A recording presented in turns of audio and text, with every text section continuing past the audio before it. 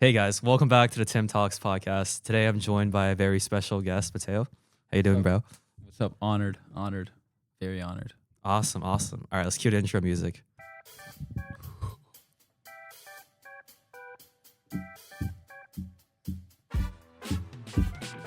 Dang.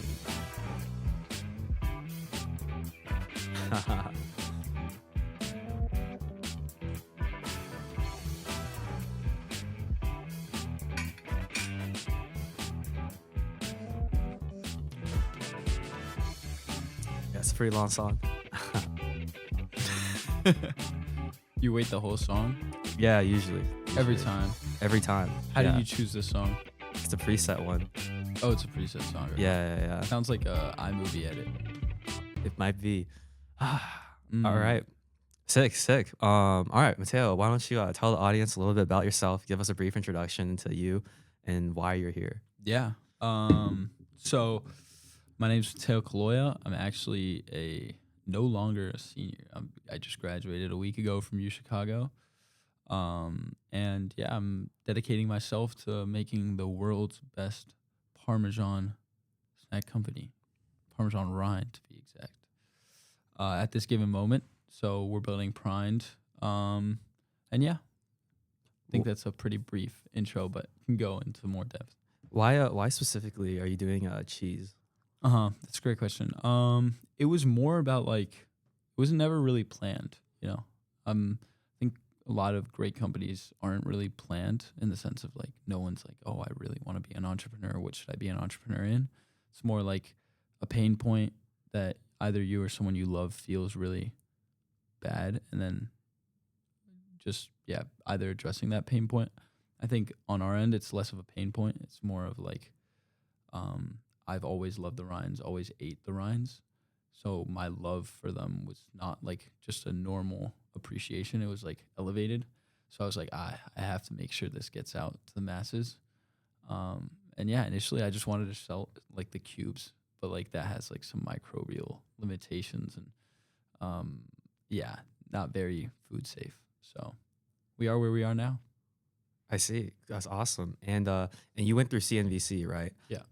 So like how was that like whole process? Would you like Yeah. do you credit CNVC with like a lot of the progress you've made today and Yeah. stuff Yeah. like Yeah. that? Yeah. I mean, CNVC, like, probably the best thing that could happen to an early stage entrepreneur.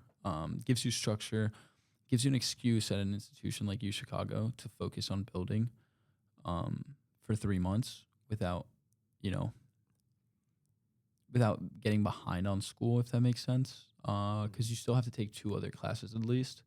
But CNVC is like all you're doing is working on your company. Um, I also met my best friends, some of my best friends here through that. Like, we're actually hosting a pizza night tonight. We get tricky on the dough and make some pizza for them. But yeah, it's phenomenal. It's the right balance between like structure and no structure in the sense of like there's like 3 homeworks other than the pitches. And those 3 homeworks are like your unit economics, like coming to an equity agreement with your co-founder and calculating your like CAC and LTV.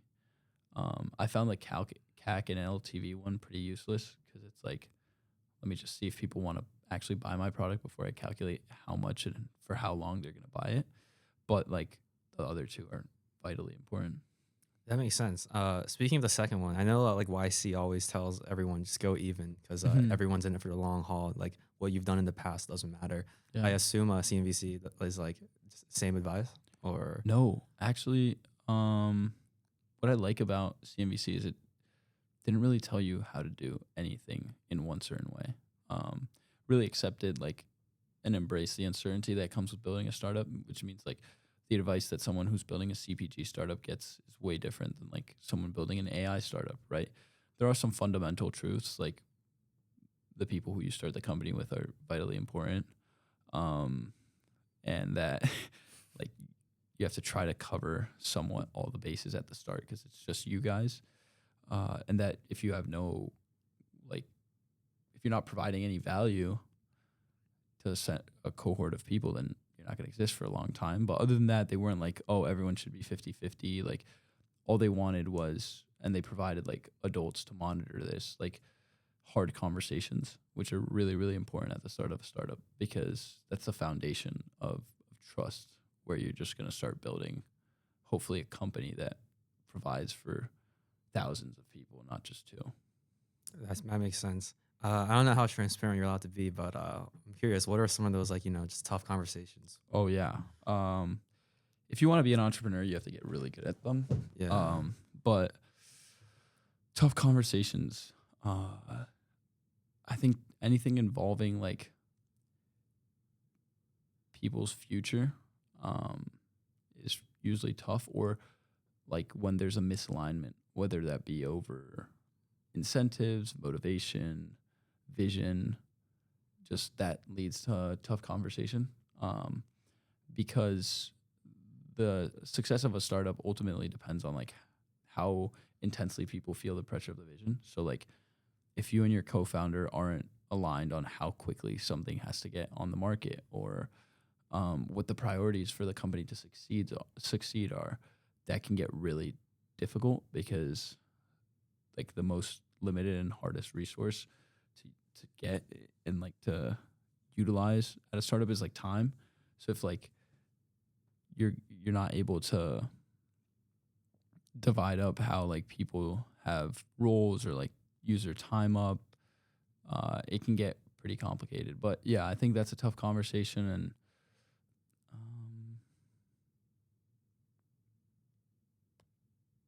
just wherever there's like a lot of emotions, I think can be a tough conversation, because you can't just be cynical. You learn that really quickly in startups, that like your advantage is that you don't have HR, but it's also your disadvantage. Like your advantage being that like someone's not working hard, they just leave the team, no strings attached, or yeah, like if someone has an idea, you're quick to pivot and produce that idea on the market, put it on the market. So that's like the advantage of it. But having a bigger structure also like helps sometimes. I see. This I guess this all stems from these tough conversations, and I'm sure you've seen like this like bleed into like your other areas of your life as well, just being like more social and everything like that. Sorry. I just feel like having phones in my pocket just makes me like have less of a mental clarity. You have two phones. Yeah, How one come? for work, one for the The trap phone. yeah. But no, Nice. it's yeah. But yeah, you were saying like it leads to better relationships. Yeah, like just like all of these like you've learned so many soft skills like pitching and like being persuasive and like having these difficult conversations. Like, how have you seen this like show up outside of like work and like improve like personal relationships? Yeah, it's funny. That's a great question, because I think it's like a net zero, honestly, because although that has improved, so has like the number of people I want to meet, I want to have, conversation or a relationship with, and learn from. And my time hasn't increased, right? So like my bandwidth is still limited to a certain extent.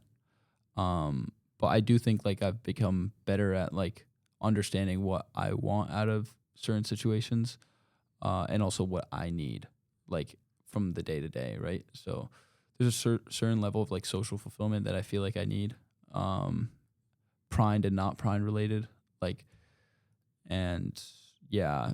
But to your point about managing conversations better because of like the social skills acquired from primed, yeah, I think I've refined like my sales skills, and then negotiation skills. Like you start to weirdly see that every single conversation is a negotiation.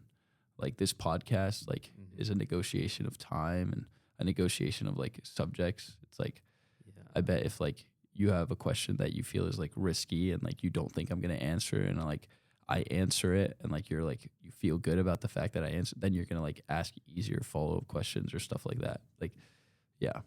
Whoa, that's kind of mind blowing actually. No, Yeah. But yeah, everything is kind of like the social exchange of people kind of feeling each other out and just seeing how it goes. yeah, yeah. And you see, like now you just did a good reaction, It's like now I Yeah. feel good about myself, and now I'm just gonna try to make you look good. You see, it's just like a constant like.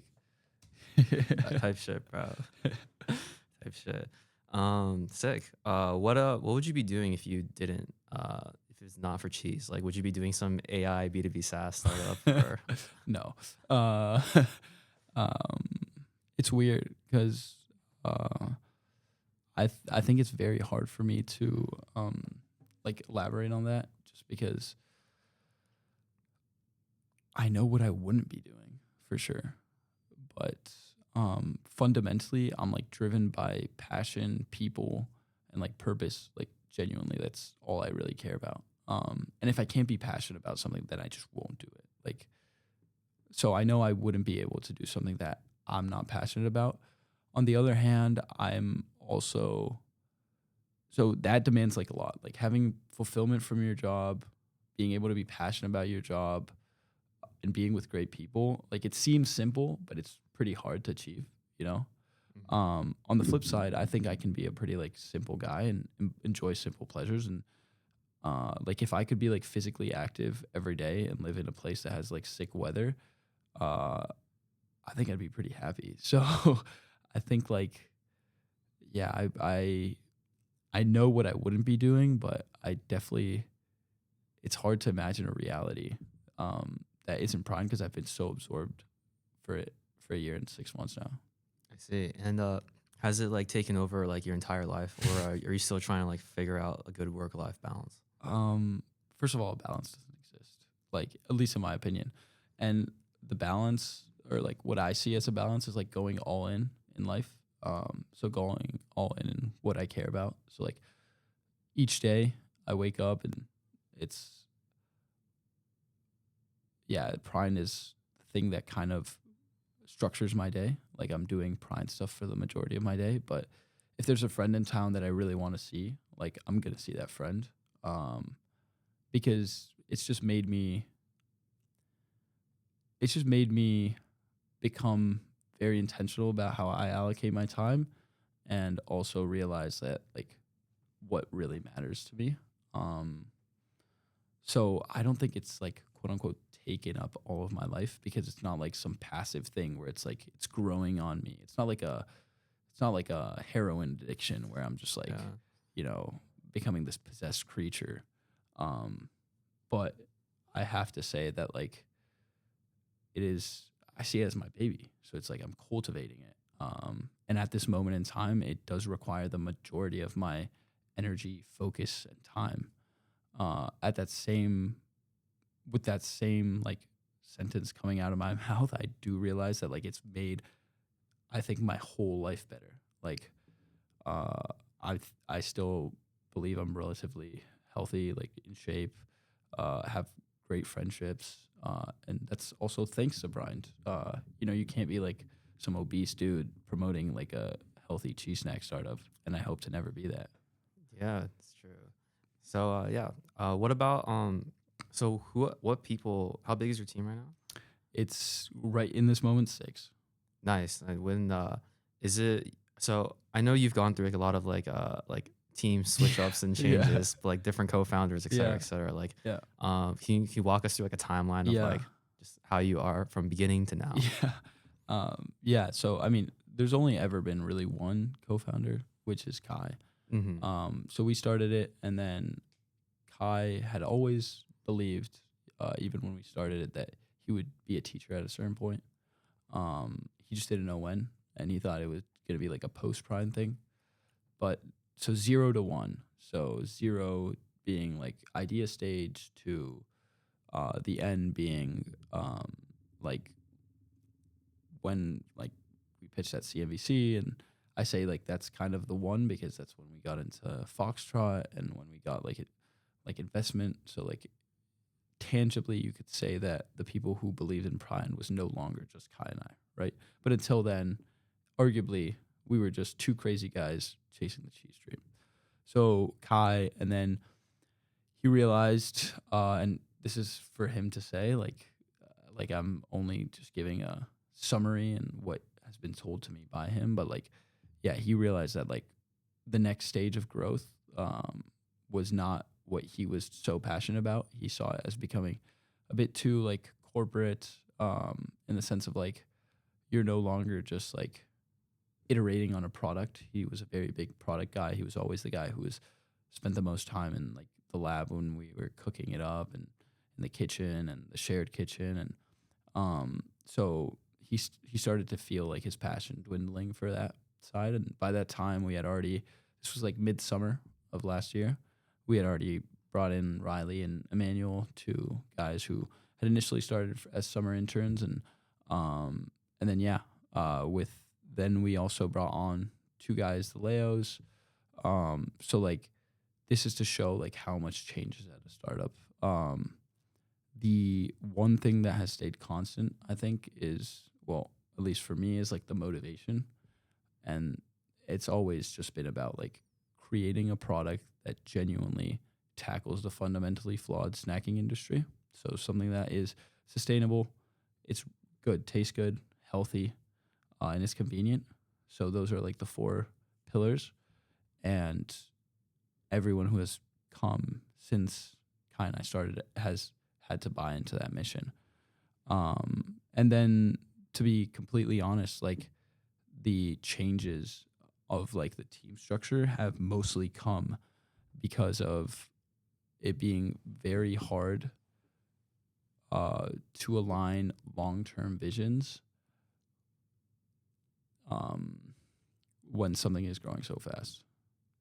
Because when we're growing, the same people that are motivated for a company that is 2 people are not the same people that are motivated for a company that's 6, for a company that's 10, that's 20. You know, they have different wants and needs, and they don't get fulfilled. I think another difficulty is I love working with young people, and young people, including myself, are not very good at seeing the big picture because we haven't lived the big picture. We've only lived so many limited experiences. So they disproportionately think that they're contributing more to something than they actually are. And like, for example, like I'm a big believer that as much as I think I'm contributing less than or in the bigger picture, I'm less important. Everyone is replaceable. I do think that like to a certain extent, someone has to set the standard, and like it's very hard at an early stage startup to make people realize how big you want something to get when that reflects their size or portion of the company. Like a lot of people will be like, yeah, we want to make this into $1 billion company. Mm-hmm. But then you're like, if this is $1 billion company, this is the portion you would have ownership for based on this, this, and this. Then they're like, oh, no. Like, no, like I'm more important. Like, you know, so I think that's like the hardest part. Because like startups, you're self-selecting for very ambitious people. Very ambitious people will think that they're, as they should. Like I think I overstate and overthink how important I am, just because if you're working on something all day, you don't really have time to recognize how much other people are contributing and stuff like that. So yeah, that was like a long way. Didn't give really a timeline, but at this point in time, we have a great team, and we're always looking to bring on like people that are the like non-negotiables, or like innate curiosity. Like you got to be super curious. Like how can you wake up and go to sleep with like no original thought in your head? Like no. Mm-hmm. Very, very hungry, like a insane level of hunger. And I think competitiveness, like taking things personal, it's a great skill to have. And I think people don't value that enough nowadays. It's like you should be mad if someone says that you suck at something, if you care about that thing. Mm-hmm. Yeah. So wow, that's a great answer.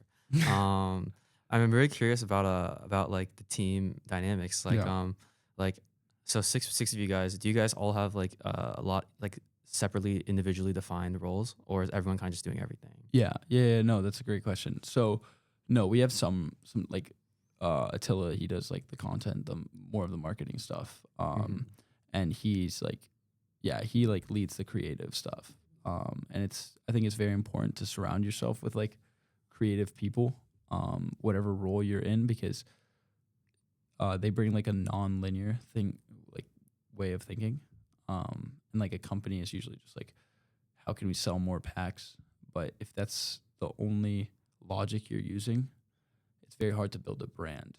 And a brand is ultimately what makes you pay $5 more for something that is the same exact physical product as something else, right? Mm-hmm. Then we also have like, I also didn't really talk to them about this podcast in the sense, so I don't know if I want to bring up their names, but a couple guys helping us this summer as interns for growth. Mm-hmm. And the growth is split up by how we want to grow, like what channels we're targeting. Because we're still very much so in the discovery phase of like where we're selling. So we're selling from offices to, yeah, we're selling in a lot of channels. Let's just say that. I Mm-hmm. just don't want to go too much into detail because I do feel like that is like our competitive advantage. If that makes Yeah. sense. Like the product is good. There's a lot of good products that just don't have a proper growth strategy, and then they end up not making it anywhere. So like, and they're each separated out by role, so or by channel. I see. And then Scotty's helping out. He's doing like a lot of the day to day operational stuff. So like getting fulfilling orders, stuff like that. But also, who knew that you have to get really good at understanding like minimum order quantities of spices, and then what different ingredients are necessary and required in order to maintain like a shelf life that makes you competitive on a shelf. Because if your shelf life is like 30 days, 60 days, you can't sell in national retailers. US is too Yeah. big. So yeah. Nice, nice. Yeah, that's like it's great to know you guys have such a like awesome team. Yeah. Cool. You get you get the Parmesan rinds from Italy No. or No. We or used to. oh, But okay. we exhausted the supply in the Chicago region, at least to my knowledge. We were also told that they were like the second biggest nationally in terms of importers of Italian cheese. We exhausted that by the time that we were done with CNBC. So, and then the whole tariff situation happened. We also got in, so Parmigiano Reggiano, they're like a huge, uh, they're like, if you buy Italian Parm at Whole Foods, it's theirs. They actually like sent us like a letter, and I don't know how much I can talk about this, but they're like, Yeah. make sure like you're not mentioning anything that is Italian. And I was like, dude, the only thing we've ever said is that it's Italian craftsmanship because, I'm Italian and I am part of the crafting of the product. But it's better not to mess with those big dogs. Yeah. So no, we do not import at all. You'll never catch me saying it's Italian, but it's actually pretty cool because they use the same. So the cheese we get it from is from 4 local farms in Wisconsin. That's where they get the milk. And then it's aged for 16 months, so that's what makes it lactose free. And yeah, it's made with the same starting cultures as the Italian one, and it's also made in copper vats, which is pretty special in the U.S. because usually they don't let you use copper vats for cheese making, but it causes like a nice caramel taste, which is what again sets us apart, I think. I see. It's awesome. So you guys do have competitors. Yeah. Yeah. Do you know exactly like how are you guys doing against them, and do you know exactly where they're going wrong if you're doing better, or how you need to improve if they're doing better? Yeah. So I think we have no direct competitors just because there's no rind based snack and ever has been on the market. Mm-hmm. So that's pretty cool. And then also in terms of like cheese snack competitors, like those exist. We're pretty like we keep tabs on them. Good thing is like most of them have gone so big that like they don't scare us in terms of like innovation right now. Like we know that one of our competitors started selling their product as dog treats, and it's like, what the fuck are you doing? Like, genuinely, dude. Like, imagine if Prime started selling dog treats. You're feeding your dog the same thing that you're feeding a human, and Yeah. like it just doesn't, And then Big Food acquired another one of our competitors, and they're destroying their bottom line. uh, all I've cared about the competitors is the product itself. I think that's like a great place to start because we can get lost in the weeds of like, oh, they have so much capital, like they could destroy us with marketing spend, you know.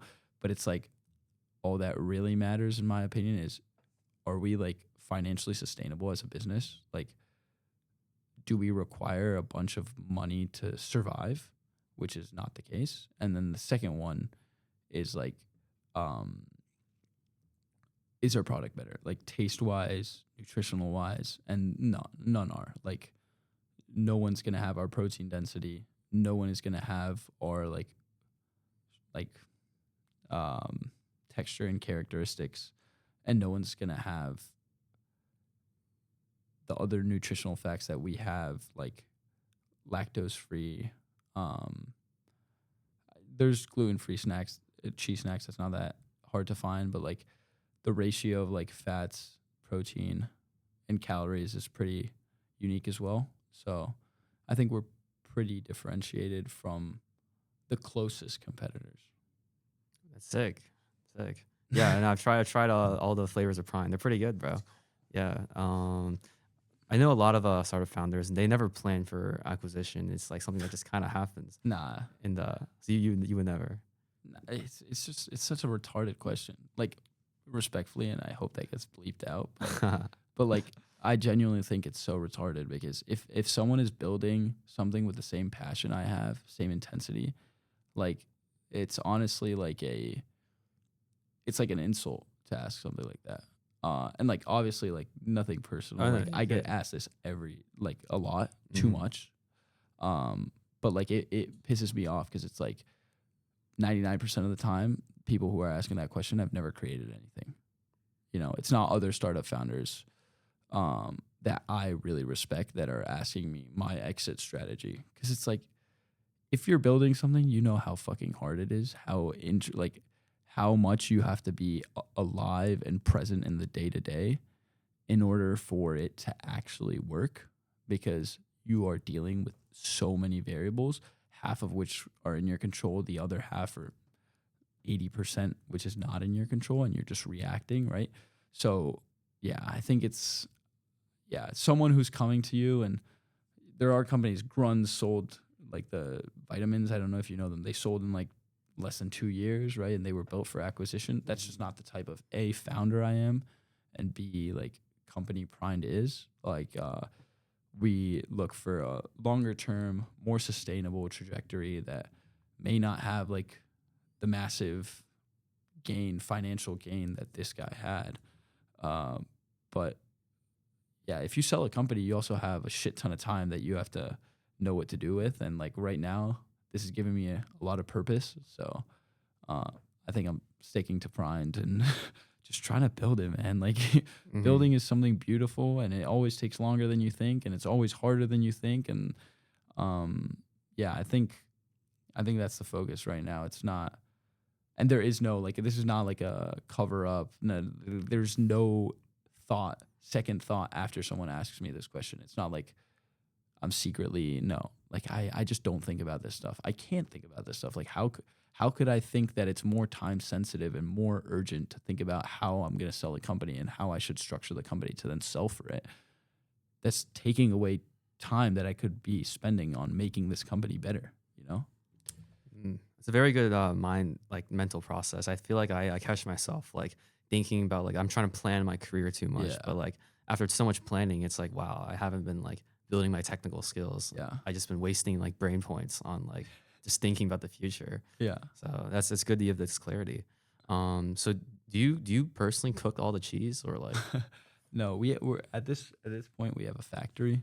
oh sick. So we cook out of the factory and um yeah, but I'm still very hands-on involved.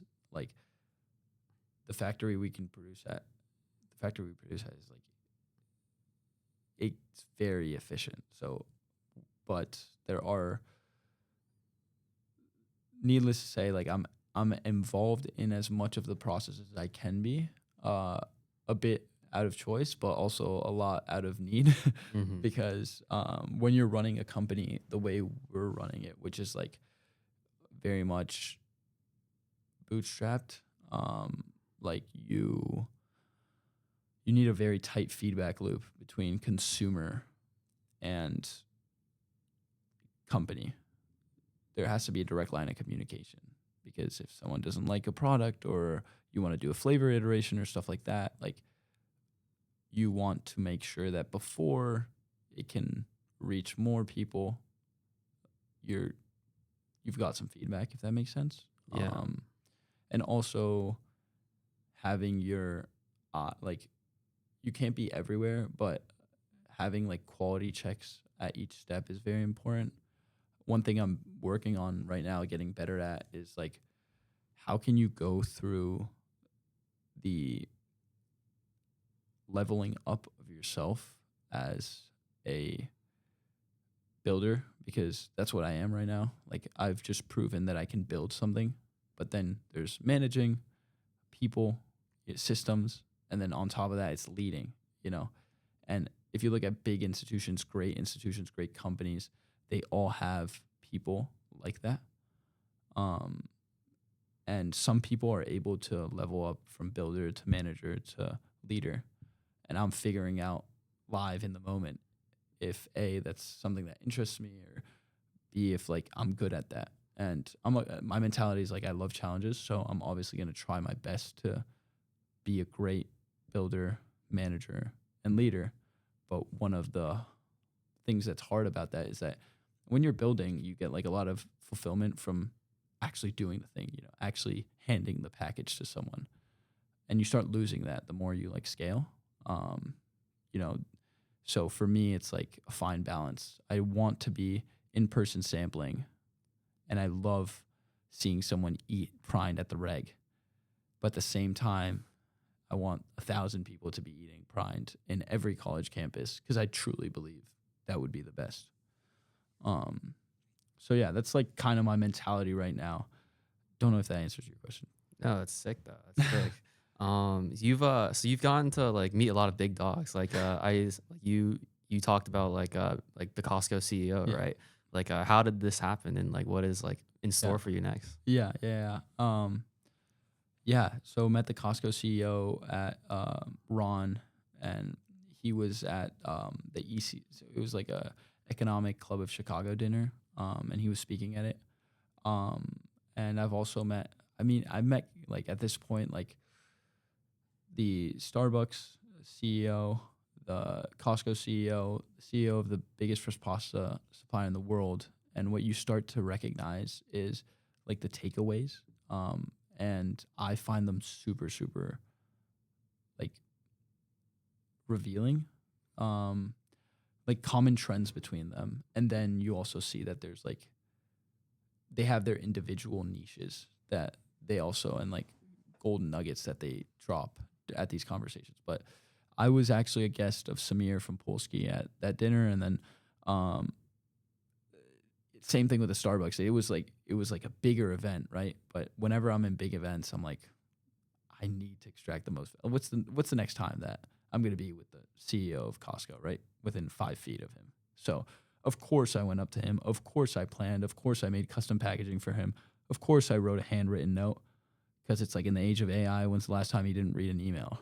Like, so I did everything in my power to make sure that I could make that a genuine human connection, because I know that people like him don't ever get to the places they're at without deserving it to some extent. And secondly, great companies, you can many times, especially when it's sustained greatness, you can single it down to great people, because they set the standards, and that's what I found. I mean, I interned at Rana, the biggest fresh pasta supplier in the world, for 2 summers in a row, and I got really lucky to be next to the CEO and just see how he operates. And there's just a beauty in seeing how they do so much impact, so much positive impact, but their brain is very simple. Like the Chipotle CEO, well, the Starbucks CEO used to be the Chipotle CEO. When he left, the stock of Chipotle went down $5 billion, or down like $1 billion, and the Starbucks one went up $5 billion.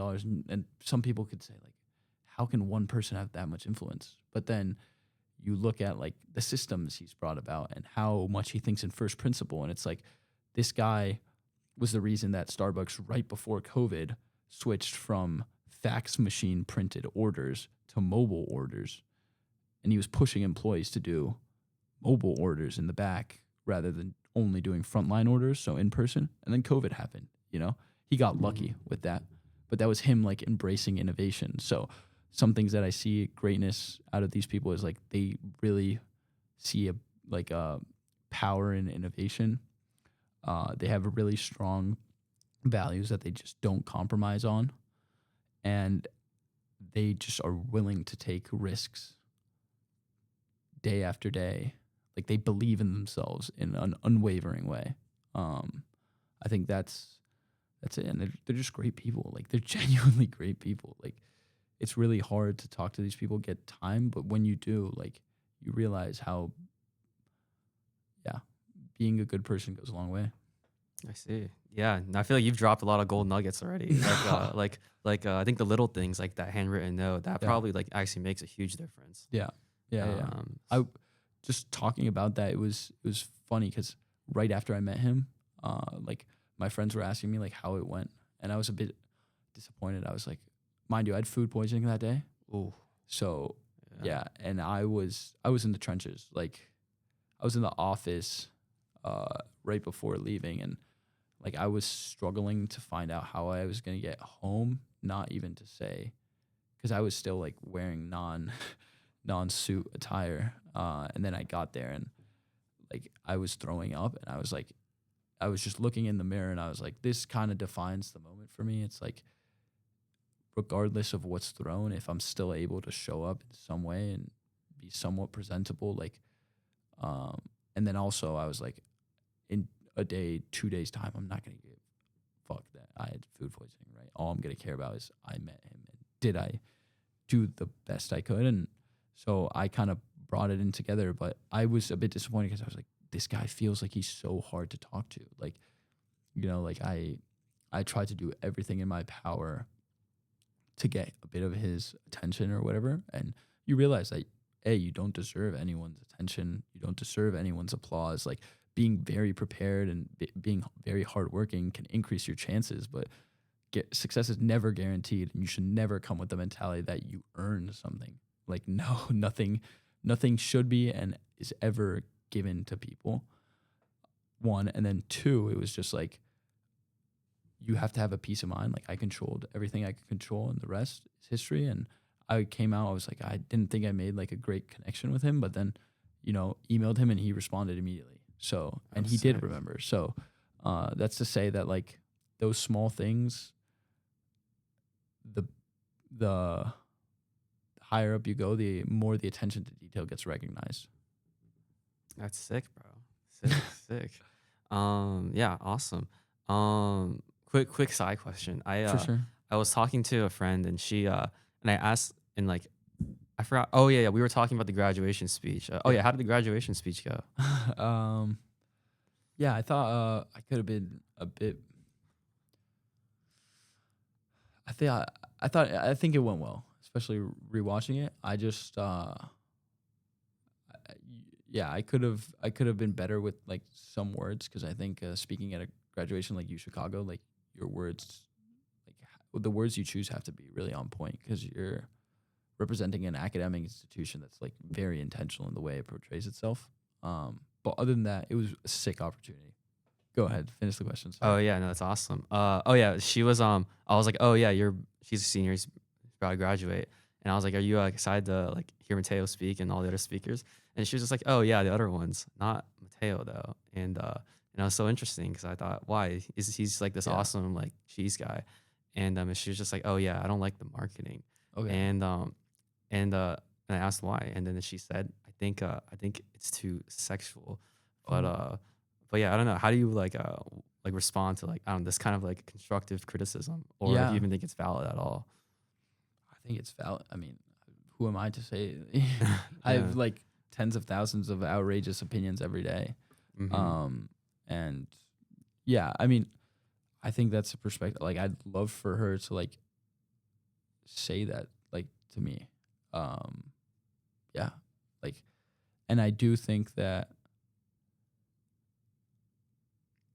yeah, I do see how that could be perceived, but I again think that people give way too much importance to social media. Right. Um, and they don't realize that they're just pawns in this kind of bigger picture, especially if you're not creating any content. Like if all you're doing is consuming content, I think that your opinion on content is pretty invalidated just because you don't realize like that you're the butt of the game.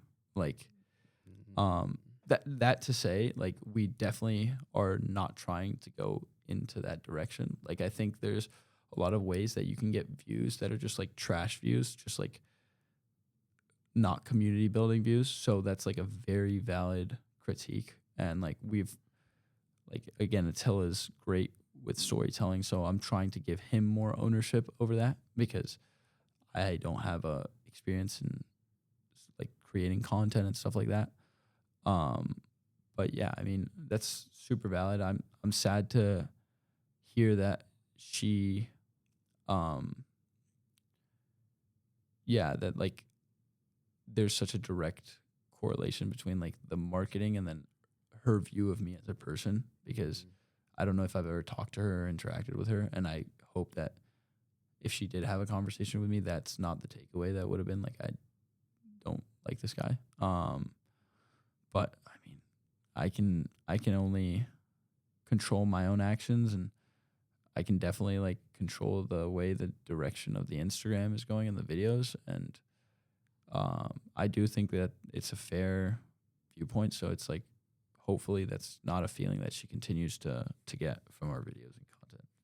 Yeah, that's good. Yeah, and it's hard to get everyone to like you, Yeah. but it's also like I don't even know if that's the end goal in general speaking in life. Like you don't even like everyone. So Uh, and I think my end goal is to like myself. As long as I can go to sleep and I have a peace of mind, then I'll be happy. Um, so like so far the content hasn't made me stay up at night. But if it makes like people who I really care about uncomfortable, then of course I think it's time to address it. People whose values I really like click with, then yeah.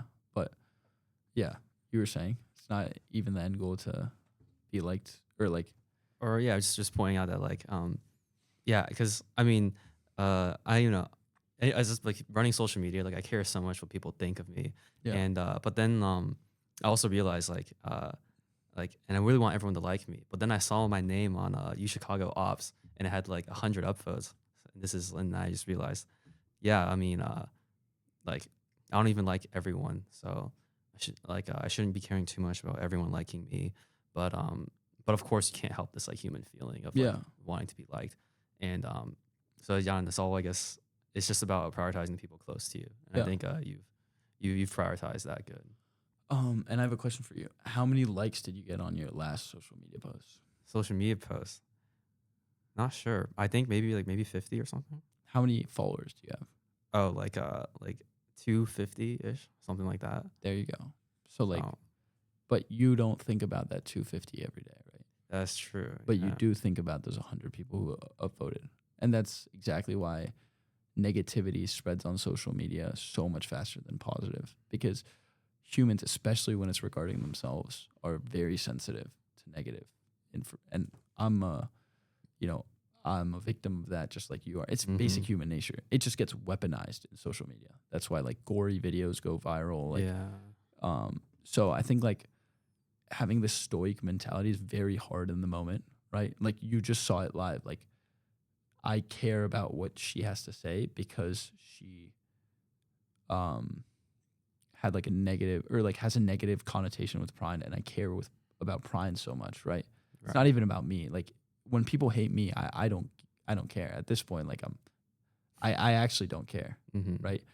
Um but if people hate pride, that's like I think a bit more important right now for me. So if you can like when you see that like 100 um like yeah if you once you've cleared like the question, did I do something that went against my values or the values that like I uphold, and you didn't do that, you didn't break that, so you didn't do something that you deem as stupid or wrong or hurtful, then I would just try to think about the times that you had that same in the positive. And if you don't, then that's maybe a signal of like, maybe I should start being more grateful in those moments and like actually internalize, like on your birthday, how many people say happy birthday to you? Or, you know, even the small moments, like if you missed out on a gathering and people are like, hey, like missed you there, like those moments, like we just let go by and we don't really internalize how awesome they are. And then that leads us to kind of crumble, and our self-esteem and self-worth to crumble at like the first time that a stupid side chat thing gets, you know, Yeah. 99 of votes more than it should get, you know, like, Yeah, that's great. You had to sacrifice a lot of these like social events. um, yeah, like, what social events exactly? Like just the stuff where like people are hanging out and they're like missed you, Matteo, and you just had to like just like kind of fade your friends for just a bit. Yeah. That's probably the hardest part, probably, because I don't think I've had, and I don't think I want to have, but like, um, yeah, they're just like, yeah, it's really hard to be present in those moments, even when I am there. Sometimes that's what I hate the most, probably. That like I'll Yeah. pull up to stuff and then I'm thinking about work or like coming late. But yeah, like my parents were here and my grandparents were here this weekend for graduation. Nice. They flew in. Yeah, it was awesome. But it was a blur. Like I can't even remember. Like I remember moments of it, like when we had family dinner after graduation, and that was like nice because it was just 2 hours of conversation, laughter, you know. But Thursday when they came in, I had the speech Friday, so I, thought it was a disservice if like I didn't come prepared. So like that was on my mind, and then I was working until the moment that they physically were outside of my house. Brought them to see The Office, and like in The Office, I had to prep an like things like this where it's like, yeah, it's always running in the back of your head, so that makes you like less present sometimes than you would want to. But then I just try to appreciate like moments like this. Like I threw my phone away because I just want to be here with you, actually learn about you, and yeah, it definitely does make you lose these moments. I don't know if I'd say sacrifice is probably the best term for it. But I don't regret it. How do you throwing the phone away is a great it's a great move. How else do you try to be more present in moments? Um, I think it's like not restricting my emotions. That's something that I've found, uh, whether that be like requires a conversation or not. Like I came into Chicago and I had this like very certain view of the world. I have to do this career wise. Da, da, da, got Yeah. challenged so severely, and I kind of went into a paralysis. Like my first year winter was awful for me on a personal level, you know. But it was also the best thing that happened to me. Kind of the same way that like the car crash that left me in a hospital on a bed for 3 weeks with a fractured skull was the best thing that happened to me, because these big moments of challenge show you to yourself who you are at your core, what you require at your core, I think, and then also, like for me, how dependent I was on my family, and then you start getting used to like it humbles you, and then you start getting used to like asking for help and realizing how important it is for you to be there, with friends, because we all have struggles. They just come in different ways. No one on this earth is immune from suffering. whether it's self-imposed more of the time than external, that's out of our control. But we all suffer. And I think when you have a more collective mentality and it's like let's do this together, and you don't hesitate to lend a hand to make others feel lighter in times where they're like being brought down. And the same way, learning to ask for help is a skill. I think that's what helps me stay present, because it doesn't make things that happen to me or that like drag me, they don't stay.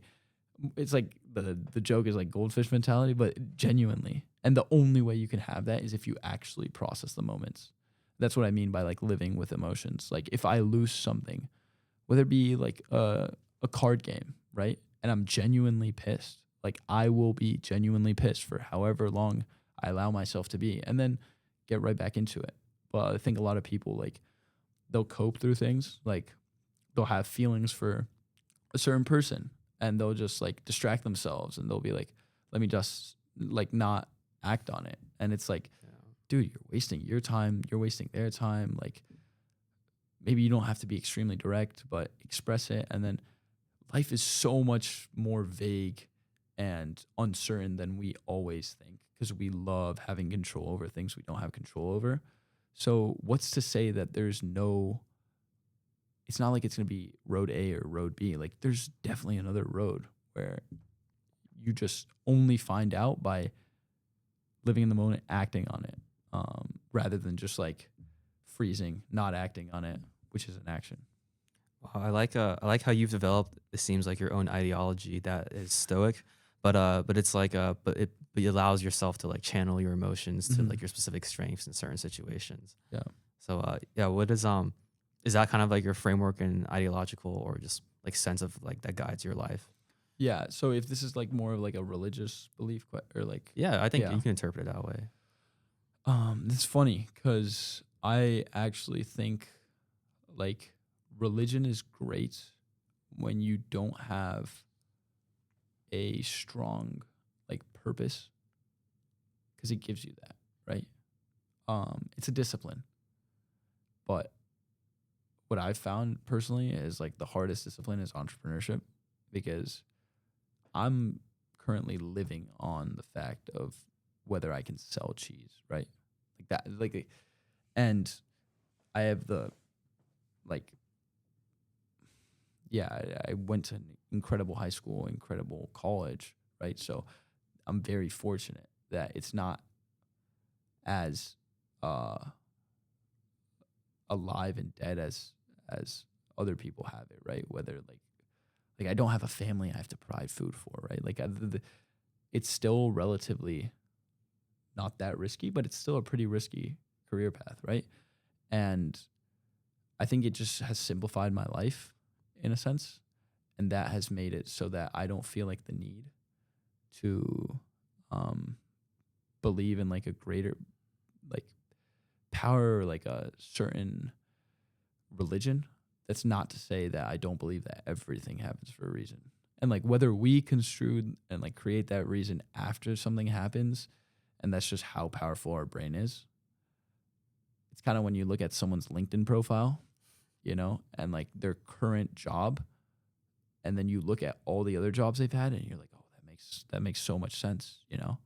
They went to this school, and then they must have met this kind of person, and like we're always able to make sense out of things. And right now, I don't need God or a religion to help me make sense out of my life at this current moment in time. But there's people I love who that's a huge part of their life, so I respect the hell out of it. It's just like right now, if something bad happens, I feel like it would be really selfish of me to then be like, oh, please, like God, or start praying, because it's like haven't really accredited the good things that have happened in my life to them. And I'd rather give that credit to other human beings, even if it is like wrong, like when I'm up on stage speaking at graduation, I'd rather believe that that's in large part due to my parents and my sister and my grandparents, like people I love, and my friends, and the incredible like faculty I've met here. I'd rather credit that than something that's, supernatural, because then it's harder for me to feel that connection. And I also want to make others be recognized, because we're so bad as humans at recognizing how small of a dot we are in this universe, and like how everyone else is really helping us achieve what we want to achieve. That's very good. That's a very Are good you perspective. religious? It's also very complicated. Okay. I mean, yeah, I grew up like kind of like not religious. In high school, I met like a mentor who he he like made me very religious. Like we would like go out on the street evangelizing people, which is Mhm. like you just go up to random people and like instead of like marketing cheese, you just Yeah. market Christianity and try to like plant like a seed in their head. In college, I think I don't know, been getting pretty further. Just been I don't know, it's very hard to walk a religious path, but I see so much value in walking this religious path with having like God as my rock through everything I do. Mhm. Um, and so yeah, I think I'm still in the experimental phase. Like yeah, like I think I want to be Christian, and I am trying my best to do it. But of course, I think it's also more of a framework of like, it's not like God says you can't do this, this, and this, but more like this is not allowed. Here's why it's not allowed. But it's more of like a framework to guide you towards better decisions and clarity in your life, rather than just like an XYZ checklist of things you can't do. And I think a lot of people misconstrue it as into just like, but that just means I can't do this, this, and this. Mhm. But there's more of just framework for you to be happier and healthier. Like a follow up question I would have for that is like, I think in life it's very hard to put, or one has to be careful of the situations they put themselves in for two reasons. You have the most choice before you ever enter something. You have the most career choice before you go to an institution, right? At the same time, I also think the second thing I try to keep in mind is like you want to put yourself into systems and institutions where you're set up to succeed. And I feel like if I was setting myself up to be like a devout, like a religious person, right? Whether that be Muslim, like I would just be putting in and I guess this is where my ignorance is revealed, but like I would be assigning myself another kind of box to be defined by, and a label to be defined by. And that can be very good if the majority of the time I am acting in that way. But like at this current moment in time, like I don't think it'd be good mentally to like continuously be evaluating like am I being a good, you know, whatever it may be, and acting out of that rather than acting out of like principle, where it's like I'm doing things because people I really respect do those things, or because I have convinced myself that it's my own belief that this is a good thing to do, right? I don't know if that makes sense. And maybe that's like what walking by faith and being like by faith means. It's like that you are just like trusting that the laws that you set up to follow are to make you a better person. I just would my philosophy is like let me try this, right? And Mhm. then let me see if this is for me. I think you're touching on hypocrisy, which is a Okay. really a really like good and important like thing to think about at times. Like I think even with like Christian groups at our school, for example, like um like sometimes I feel like I'm hesitant to fully call myself like an all in Christian because Hmm. because I've seen like too many like throughout my life and especially in like high school of people like labeling themselves as something but then living completely a different way and it's just that's just a lot of cognitive dissonance. Yeah. So And it strains on you. That's the thing I'm worried about. Like it tugs on you. mhm. Like I'm a big believer that you're the type of person, whether that's career or whatever, much more before you actually are. Like professional athletes live a professional life, whether that be, you know, the way they practice, the output that they have on the court, for example, is of a professional athlete much before they get that pro contract, right? And like if you're like not being a professional athlete, you're not acting like one, it's going to strain on you, because if that's genuinely not what you are comfortable in doing, or meant to be, whatever the word is, like you're calling for, right? If you don't have that deep passion or belief about it, then every day you're like, it's like you're fighting yourself, right? And there's a good amount of discomfort that I believe in. Like everyone on this earth would gain by seeking discomfort. I think it'd be a net gain. But yeah, like, do I want to wake up every single day? At this current moment, no. And I'd love to hear why some people do, but yeah. But do you sometimes don't want to wake up and stuff? No, not at this given moment in time. I think I've gotten like enough of an understanding of how selfish that would be. Mm. And anytime that I'm like having negative thoughts like that, I know, because I've had negative thoughts like that before. And what I realized was like I was just spending way too much time alone and way too much time thinking about myself. And those are really easy fixes. Go do fucking social service or whatever, you know. There are so many people that need your help who are struggling way more than you are, especially at an institution like U Chicago. So whenever I ever have thoughts like that, it's like, and I have a great support system, so it's very rare. And I hope to not be so, not ignorant, but like in the moment kind of ignorant to think about myself so much. But yeah, I think those thoughts are inevitable sometimes. We all have very negative thoughts, but how quickly you bounce back from those and how quickly you start to like put shit into perspective and be like, yo, like what I'm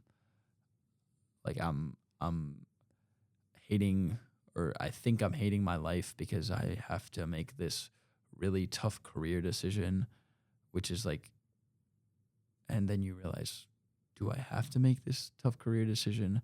How about instead of spending this time thinking about this tough career decision, I actually go and get experience, which can actually change, you know, A, my career options, and B, like knowing what I would like and not to do. So that was kind of my framework that I've developed from there. It's like, go touch grass. It's a great framework. I think I've been falling into the trap of the other framework of Really? just yeah, like I feel like I overthink a lot of decisions that can't be like actually like decided until like some more like heuristic data is gathered. Yeah. But I would just like logic through all of the outcomes and like maybe even like start creating excuses of Yeah. things like of why maybe not to do this. But in reality, this is all actually leading me like you have to think like above it on another layer that like, oh, this actually that's why you should do it. Yeah. And then like consulting AI for so long when it's like, wait, now I'm becoming like dystopian. You are. So Yeah. yeah, and it's definitely a lot of touching grass needs to be done, generally speaking. Um. Yeah. I think you raised an interesting point there. But it's like, it's not. What year are you here? I'm a rising third year. Okay, exactly. Like my first 2 years, I was what I call it, and it's like not the best term, but since we're getting filmed and you might use this for content, this might get you some more clicks. It's called mental masturbation. That's what I think. Mm-hmm. You are stroking yourself to your own thoughts about how fucking incredible you are. Like 99% of the thoughts that we're thinking right now, especially after AI's, you know, introduction into our lives, have already been thought before, right? Mm-hmm. And the people who produce the most interesting thoughts and the most interesting products spend 99% of their time executing on those, building those, right? So the quicker you can get yourself out of that like existential loop after you've found out your pillars, I think is really productive. Like I know that on a given day, if I want to live life to its fullest, I need social connection, I need good sleep, I need good nutrition, I need a purpose, like a intellectual and I need to exercise. If I don't do one of those 5 things, I'm not living life to its fullest. I know, right? So once that is found out for you in a given moment in time, like it becomes easier because it's like, oh, I'm not really liking my life right now. Have I fulfilled those 5? No. Okay, so I can't really take that time to reflect. So now I'm only taking time to reflect after I've fulfilled those 5 things. And most of the time I don't feel that need to reflect. You know what I mean? Because I'm fulfilled, right? So those first 2 years I wasn't fulfilled. I was really thinking about, but what got me out of that? It was doing, right? Like the startup, just by doing, almost like the productivity of AI. People are like, oh my God, it's going to make us so much more productive. I don't think so. Like it's going to make people's output, expectations for output are going to be much higher. And then on the other hand, like, I would like to like make people think about when's the last time you felt like a sustained positive energy. And I don't think it's after you've just been prompting AI for like 15 hours. It's probably when you were outside doing activities with your friends and things like that that are like real, genuine human connection. That's really hard to monetize. So I think that's why people are trying to make us or selling us this like next human innovation. It's really interesting. Have you been able to make like your work in and itself is fulfilling, but have you found ways to make it like more fulfilling, like more social connection and more like just or just changing, adapting the work to fit your needs? Um, it's a great question. I think, yeah, it's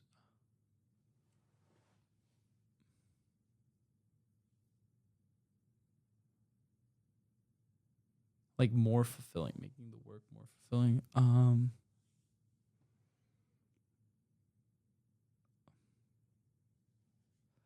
Like my goal is to feel the widest variety of experience and emotion spectrum. That's how I view my life.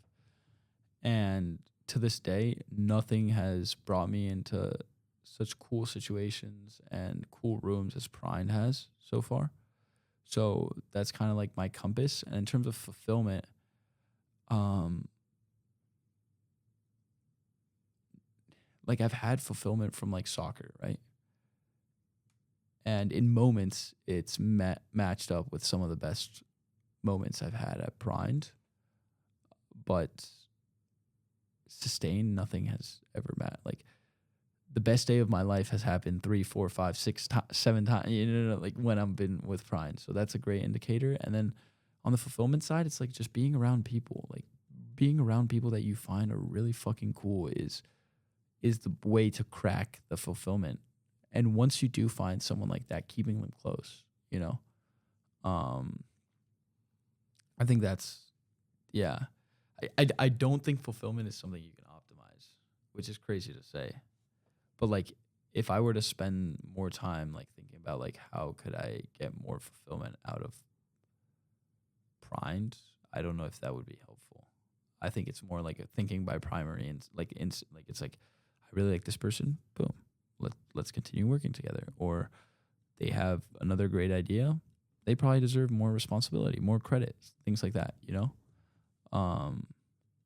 But there's nothing more fulfilling, and the richest person in my eyes is the person who gives the most. So I think being able to give more is what makes me more fulfilled. So right now, we're in a position where we are able to give more packs to people, if that makes sense. When we first started off Prime, whether we liked it or not, we couldn't, but we still would give, you know? And now we give more than we quote unquote probably should, but it always comes back in a new way, you know? That's just my belief system. Just giving to give. And I think that's what gives you the most fulfillment. Just like giving with no expectations in return. I think I admired the like the simplicity with which how you like navigate these big decisions. Like you like make it binary, just like and just very simple, which is I think a lot of us just overcomplicate things, and that just leads you down different rabbit holes. Yeah. Yeah, it's good that you mentioned AI. So are you using Guido's ChatGPT account? I am. I see, because I also am as well. I think that's like, I think 7 or 8 people are on that. I remember I was asking chat to like tell me about myself, and he was just like, "Yeah, you're Matteo, a founder at Prime or whatever." And I was like, "What am I reading?" Yeah, so you just went through it and you asked how to start a cheese. Oh no, yeah. I mean, is that what you did? No, no, no, Mm, no. But I do use AI. I think it's powerful. I just I would never. Yeah, I don't think I'd ever ask AI to do something that told me about like who I was as a person, if that makes sense. mhm. I think that's fucking crazy. But I think it's like as a thinking partner, you can use it. You can use it for whatever you want. But I think the most important thing is that when you're using it, you recognize what you're using, which is a large language model. You know, like people take it as the truth, and I think that's kind of dangerous. It's also Mhm. only the past. So if you want to make something really creative, really unique, it's hard.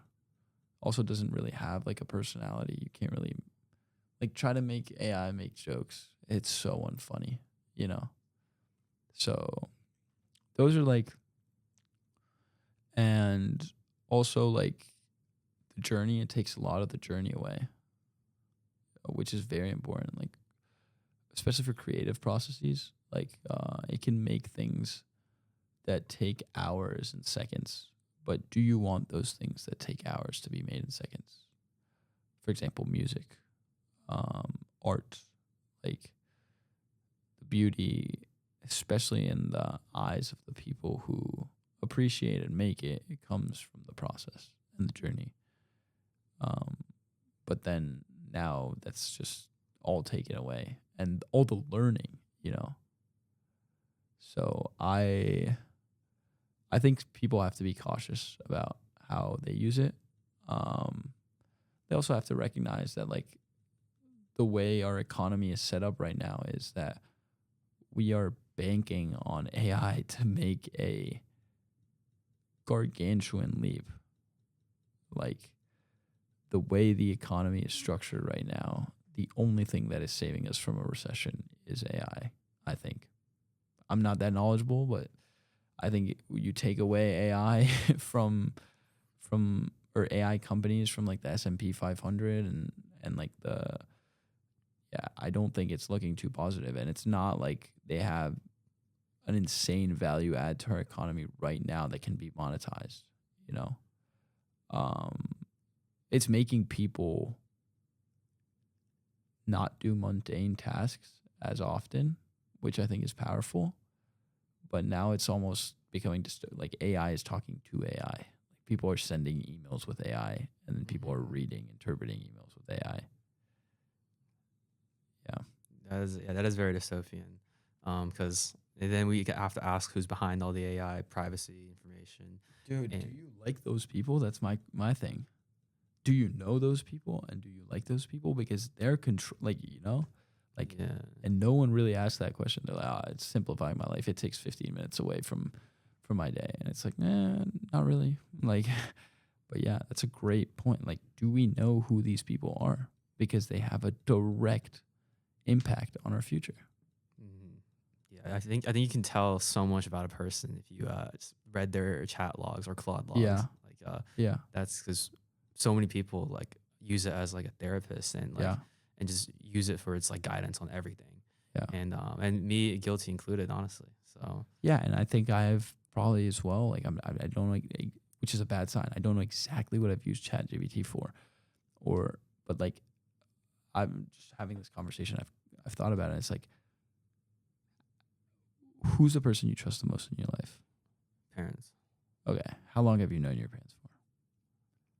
like 19 minus 4, I'll say 15 years. Okay. 15 years, right? Yeah. You've known them for 15 years, and there's probably shit that you've told Chat that you haven't told them. Yeah. Are we realizing how fucked up that is? Like, we are That's true. trusting an innate thing, because it's not a human, right? With secrets and thoughts that we wouldn't even tell the people we trust the most. who are real humans, that's when I think we're losing. It's like, holy shit. Like, these people have made our guard go so down. It's like the same people who at the start, when chat was free, they're like, oh, it's free. Of course I'm going to use it. It's like, it's not free. It's collecting data on all of us. In about 2 years' time, when we go to the grocery store and based on our payment method, it knows and it can do like differentiated pricing for me and you because it knows how badly we want that Twix bar at 6 p.m. versus 2 p.m. We're going to be like, we fucked up. You know?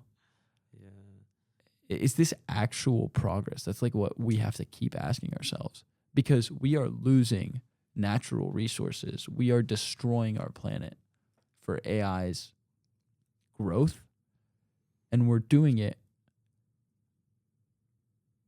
without any guarantees. And I guess someone could say, hey, there's no guarantees in any technological advancement. When the iPhone first came about, no one believed in it. But is this genuine technological advancement?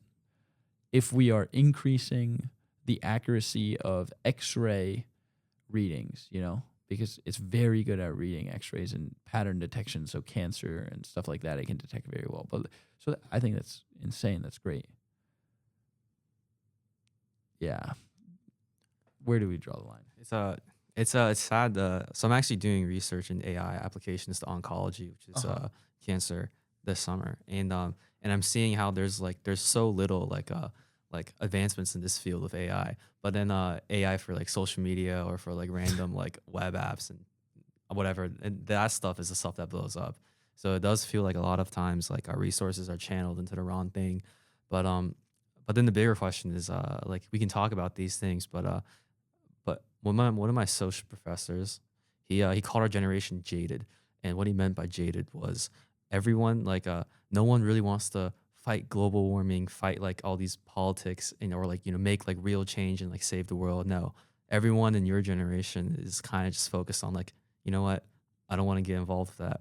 I just want to like get a job or just make sure me and my future family has like money and like a good life and happiness, whatever. But and that's good, but also like I don't know, collectively as a whole, like I think our generation is like pretty jaded, and like we'll talk so much about these issues, but I personally also don't want to like go and be an activist or like really like cause change. Why not? Priorities. I think my priorities are still just I'm jaded. My priorities are still like getting an offer at some tech quant company, making money, maybe starting up a startup in the future, and then getting married, having kids, and just living happily. Yeah, because I think like I there was a lot of things I wanted to say that I couldn't, or I restrained myself from saying at like the senior speech, because it was a platform, and I was very conscious of that platform. Hence why I pulled up the packet Rind. Like of course I'm gonna show Rind to an audience of 7,000 people. Like let's be realistic here. When is the next time I'm gonna be in front of 7,000 people who, unlike 7,000 people in the rest of the area we're in right now, probably don't have the people who are like the disposable income to buy a $3 cheese snack and think about their health when they're making a purchasing decision, rather than just buying what seems the cheapest, but in the long term, in this fucked up world, somewhat fucked up food ecosystem we live in, ends up costing them their life, right? Obesity, whatever it may be, right?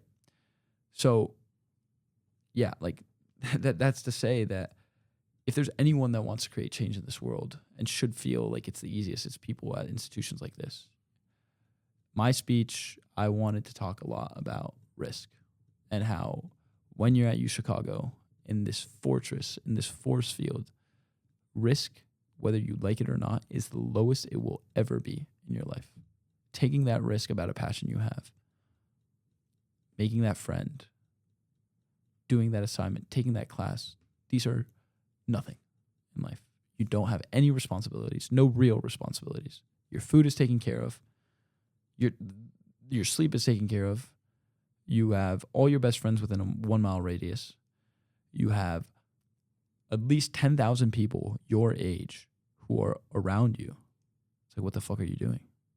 Go take that risk, because it's not a risk. And the moment you take one, you'll start to feel how good it feels. Like, oh my God, joining a club that I thought was better off me being in my room laughing about them, how cringy they are. These people are great. These people are awesome. You know, like that's like what's separate. And then, of course, you don't want to solve climate change right now because you don't know anything about climate change. Neither do I. You know, we haven't spent enough time to respect the intricacies of it. But you start to, then you get obsessed, then you make change. So I agree with your professor. I think a lot of people right now, especially, are in like a very performative society where people want to be loved by 1,000 people, but they don't want to be loved by the 3 people in their housing unit. Or they want to comment on their friend's Instagram post, or this person that they call their friend who they don't actually know well, like happy birthday, oh my God, you look so beautiful, but they don't want to say thank you to the dining hall worker that they see 7 times a week, 6 hours a day. They don't want to ask them how their day's doing. They don't want to build this community.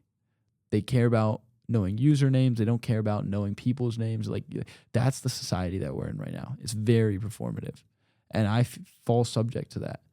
But I realize that in those times that I'm feeling the best, it's when I'm feeling the most connected with the people around me. And that can lead us to make better decisions about longer term goals, I think, because you can't go wrong when you're with good people. You can't. They'll open opportunities, open doors for you, help you recorrect your road while you recorrect theirs. Like, yeah, I think that's like, why are you thinking about a family, dude? Do you even have a potential wife? No. So what the fuck are you doing? You know, Yeah, it is. and it seems simple just because I'm saying it, and like you can say the same thing for me. You know, like I do a lot of things that are stupid, but like the only way we realize how stupid we're being in moments is when we talk to people. It's like, so you want to get a stable quant job / tech job, right? Yeah. What if I told you that you're never going to get one? And I know it. Because with that mentality, even if you do get one, I don't think it's the job you want. Like, I genuinely don't think it's the job you want. Because, yeah, like have you ever worked at one? Um, I worked at a sim care last summer. Okay. It was a good experience. It was kind of, that's like the most like close I've really gotten to like the big tech industry, I guess. So not really. I haven't worked in one. Okay. So what happens if you work at one and you fucking hate your life? Because Then- that's what you're telling me. Your lifelong goals right now are working at there, having a family, and providing for your family. Right? yeah. Seems simple, but it also seems like this is like a plate of china that can be broken. You know, it's very fragile. So why aren't you trying to test that as quickly as possible to learn if that's really what you want? Because if you keep doing and delaying that, right, what could happen is that you keep doing these intermediary jobs or opportunities or whatever with that as your end goal. You achieve it and you're like, holy fuck, this is not what I wanted. Yeah, I think I see you're pointing out like kind of this like box mentality of like maybe I'm like I've locked myself into a box and like have aligned towards that box like too much rather than like being more free flowing like type B. Yeah. Like what instead of having it be a rigid thing of that's not in your control, because it's not in your control. You could work really hard, and if you really wanted to, you could probably get both of those jobs if you want. But I'm saying it's not ultimately in your control. Yeah. So why don't you make those? It's good to have goals, and we all need goals and direction somewhat. But like, why don't you make the other things a bit more things that you can control? Like, I want to surround myself with people that inspire me. You know, I want to have a great relationship with my family. I want to feel and have the best mental clarity I've ever had in my life. I want to push myself to become help, like, you know, things like that are in your direct influence, and assigning less value to things that ultimately aren't in your control. Because I know you can be happy without those two things you have. Like, we're humans, we're creatures of adaptation. You know, there is a beautiful graph that I don't know if you've seen it. It shows happiness, baseline happiness of amputees and people who have won the lottery. Guess who's happier? The amputees. Yeah, over time. See, you're smart. You know. But I offer you right now, I cut off your right arm or I give you $1 million? Mm, What? the latter, obviously. Okay, right? So, like, we're stupid. Us as humans, we are stupid. We're very bad at predicting the things we like and the things that give us fulfillment, right? You said the child thing, right? People's baseline happiness that don't have kids is higher than people who have kids. Not to say that it doesn't bring you things that are other than happiness, that is why you should have kids, right? And if everyone stopped having kids, we wouldn't have another generation, right? But, like, we're not, let's say this. It's not that we're stupid, but we're not smart enough to not test our beliefs. We should always be testing them. Whether that's a philosophical belief, a career, like, we should be testing that. For all I know, I could find something tomorrow, right, that I like doing even more. I doubt it. And that's a bias coming out that's probably going to prevent me from seeking opportunities to find something other than prime, right? But no one on this planet is smart enough to not question their assumptions every day. Like, every day. Like, is it true? Do you genuinely think that you want to do? I think genuinely, I mean, the goal has always been like a something with like space, maybe astrophysics, maybe something with like, but definitely like entrepreneurship as well, and like tech, and of course it all leans towards like AI and machine learning and stuff like that. You notice how vague it is right now?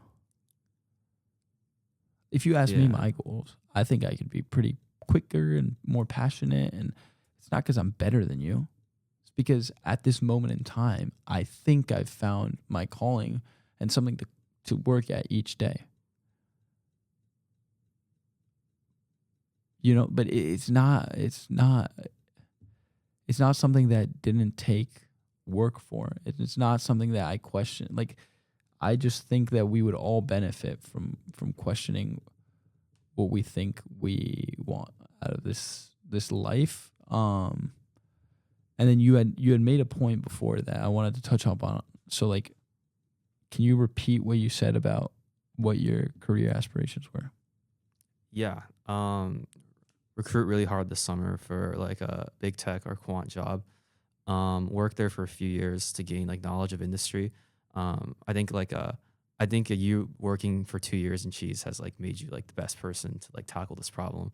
So I need more like experience in the industry, and then go like do some kind of like startup in tech, Mm-hmm. hopefully funded by like an accelerator.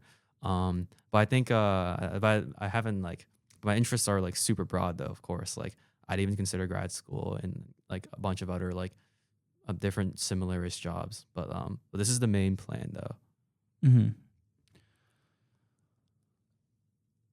How do you know that these thoughts weren't put into you and like you haven't accepted them, rather than like these being actually like your desires? Like, have you tested them? It's a good question. I think I've thought about it a lot. I've talked about it a lot with my dad too.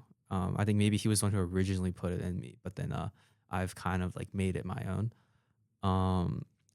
Testing, not really. I think that's where I've struggled most. It's been like with not taking action. Like there's so many things that like I wish I took action on in hindsight, and I was scared to in the moment. But then I realized, oh, like I should have just tested it, and then I could have saved myself all of this like a wasted brain power, and also gotten real results rather than hypothetical, logical, mental masturbation.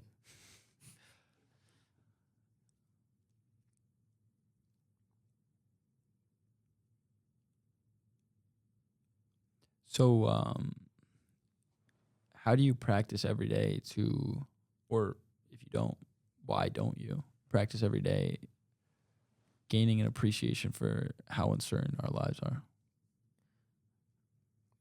Are you saying being like more grateful for things that are certain? That could be a way, but there's so many ways.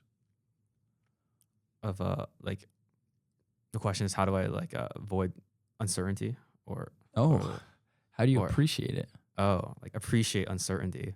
How do you realize that? Yeah. How do you appreciate uncertainty and turn that nervousness into excitement and turn the uncertainty from something that you're scared of to something that you're drawn to? Because I think that's what makes people unstoppable. You just jump into it head first. Not head. Yeah, yeah, yeah. But yeah, because it's like a framework. You know, it's like you can draw me on an island, and I back myself to survive. Not because I've ever been in an island and survived, but because I've been through 2 really long recoveries for injuries, and that taught me a lot about myself. And I've done recruiting for industry, and I fucking hated my life while I was recruiting for that. And I came out of it knowing a bit more about myself. I haven't done actual hard things. I haven't faced actual hard pressure, but every time I have, and I came out the other side, I learned more about myself. So an opportunity where there's less structure and everyone else is like, oh, I don't want to take that because they want the more structure, they want the big name. If you can learn to love taking that, you become fucking unstoppable. Because then you can test if you're actually good at making decisions, if you're actually good at having accountability. Like that's, that becomes something that you can say, hey, I came to this business was fucking doing ass. No one wanted to work here. So by virtue, you're going to be assigned more responsibility, more accountability. And then if you make good decisions, again, the same thing is true. You're going to have more accountability, more responsibility. People are going to assign you more credit for that. But if you go into a system that's already doing well, first of all, they're not going to listen to you. You're coming into a system that's already doing well. Why the fuck would they listen to you? You know? It's like we were successful without you. They either have to really believe in you or they're going to be like, nah, sorry, man. You're just part of a successful system. Learn how to be successful. That's what they're going to say. You go to something that's unsuccessful and you have some belief in yourself, you can be like, hey, guys, I'm here to turn this thing around. What do they know? Their self-esteem is probably the lowest that it's ever been, especially if they were there when it was doing semi-well or well and now it's gone to shit. They're going to be like, oh, this guy has, some level of belief in himself. Like, let's give him more responsibility, more reins. All to it. He can't make the situation worse, And that's your pitch for why people should do startups over traditional career paths. You learn so much, dude. You learn so much. And if you need structure, a lot of people do, I need it to a certain extent. I think I can get that extent through self-imposed and through systems and a good community around me. But yeah, dude, we've been students our whole life. We've been told what to do our whole life. How are you not excited at the prospect of guiding yourself? And if you're scared that as a 21-year-old, 22-year-old, you can't sustain yourself, you got to have some serious reflection. You know what I mean? It's like you should be coming out of U Chicago with the mentality, in my opinion, and the tool set where you're like, yeah, come on, life, throw whatever the fuck you want at me. I don't care. I have great friends. I have a great way of thinking because that's what you should have developed here. Like I used a shit ton of AI on my assignments, but there's assignments like the assignment that was, hey, this is an assignment that makes you evaluate and predict the fulfillment that you're going to get from every job opportunity and experience you've had to this date. I did that myself because I knew that was critical to learn, for me. So if you come out of U Chicago with that, like you should feel unstoppable. You should be like, yeah, put me in whatever industry. I don't care. I'll make a difference. That's what I think. Whether that means everyone should do startups, I don't know. Yeah, yeah. But everyone should come out of this institution feeling fucking unstoppable. That's how I would want people to feel. You have a U Chicago degree, dude. You know how fucking hard it is to get one? Yeah. No. Yeah, that's a good point. What's like a really big risk you've taken recently?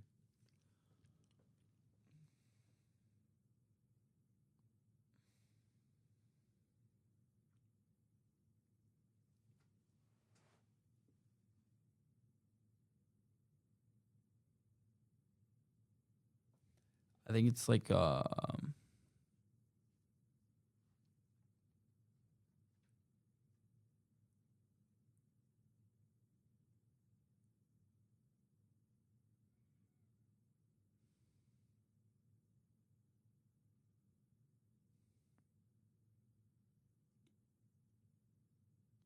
it's not as much conscious, but like I think the amount I bet on myself is pretty big. Um, it kind of comes from like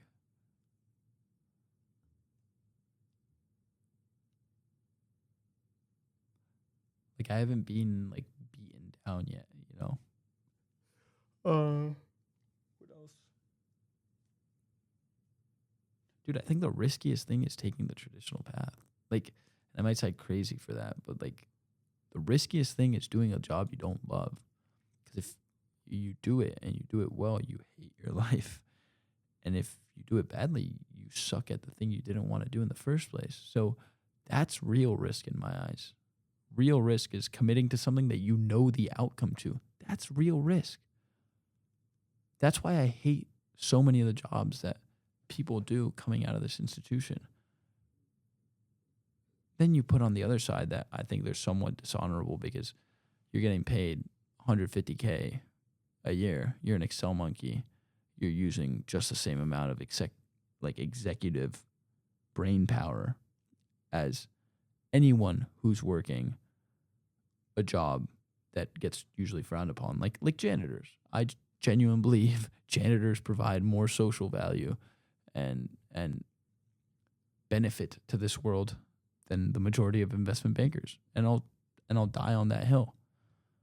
They are so far investment bankers, and so they're so far removed from actual value creation that they have forgot how soulless they are. And I don't. It's not I don't mean that as like a personal insult. It's more to prompt reflection on whether do you want to be remembered because you merged two hospitals together?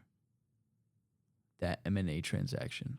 Do you want that M&A transaction to cause you such intense and painful stress that you go blind? I have friends' fathers who have done that, you know?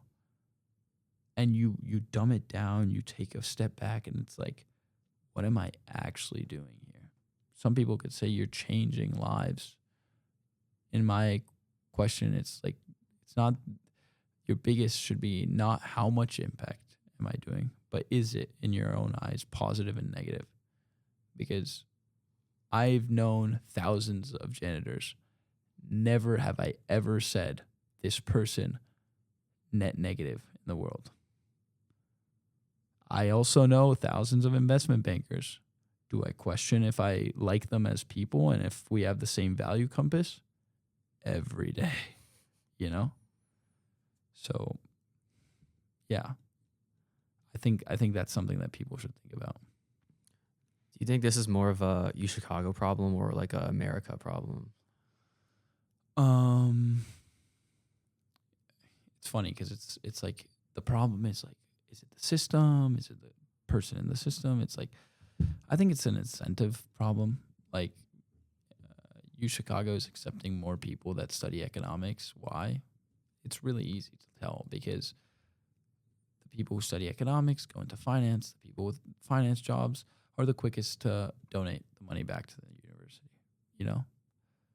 So of course, then recruitment is going to start freshman year. Watch in 5 years' time, people are going to be recruiting for investment banking in high school.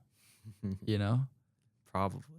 Yeah. and why? Oh, it's because before these people can realize that if they apply those same skills of discipline, you know, consistency, which is all they're recruiting for. It's discipline and consistency. The other thing they're recruiting for is absolutely zero fucking critical thinking, which is the whole thing that this institution prides itself on. But you use critical thinking as an investment banking analyst, quickest way to get fired. Quickest way to get fired, you know? You use critical thinking. You have to have an insane attention to detail. I have a lot of friends who do that job. Insane attention to detail, very disciplined, very consistent, right? Incredible qualities. But they also recruited you before you realized that if you apply those qualities in a field that you're passionate about, you are fucking unstoppable. I don't think I'm a genius, but I think that there's less people in food that apply the same discipline, consistency, creative, like all these things that I feel like I can provide in this space. But I feel like these qualities would be in abundance in investment banking. You know what I mean? They're selecting you for that. Of course, there's going to be a lot of it. So that's my thing. And is it a worldwide a USA problem? The more I grow older, the less I want to live in this country. Like, as an entrepreneur, it gives me an insane amount of opportunity. But I had the pleasure, and I thank my parents for this, of traveling the world when I was younger. There is so much out there. So much out there. And with the same amount of money that you can get something in the Hamptons, you can retire in Italy. Retire. You know, a house is something that you can retire with in another country. And there, you can do whatever the fuck you want, you know? And you can have the luxury with your time, which is the most expensive thing there is. So I do think in the U.S. it's kind of fucked up that if you do want to achieve the pinnacle of experience in the U.S., you have to sell your soul. You have to. There is no one in the U.S. who lives the highest quality of life, whether that be however you want to measure it, that doesn't sell their soul. So that's just not a society and a system I want to be a part of. I don't know if there is one in this world where the ultra rich are living great. Maybe it's in Scandinavia. I don't know, you know. Mm-hmm. But like what I do know is that the more I've realized is like the people here, people end up becoming friends with people and thinking they're friends with people because they're in the same tax bracket and they have the same interests as them. And they assume they have the same interests, but you don't really know. Like, just because you go and play like spike ball on like a yacht and this other person does the same thing, does that mean you guys are very similar as people?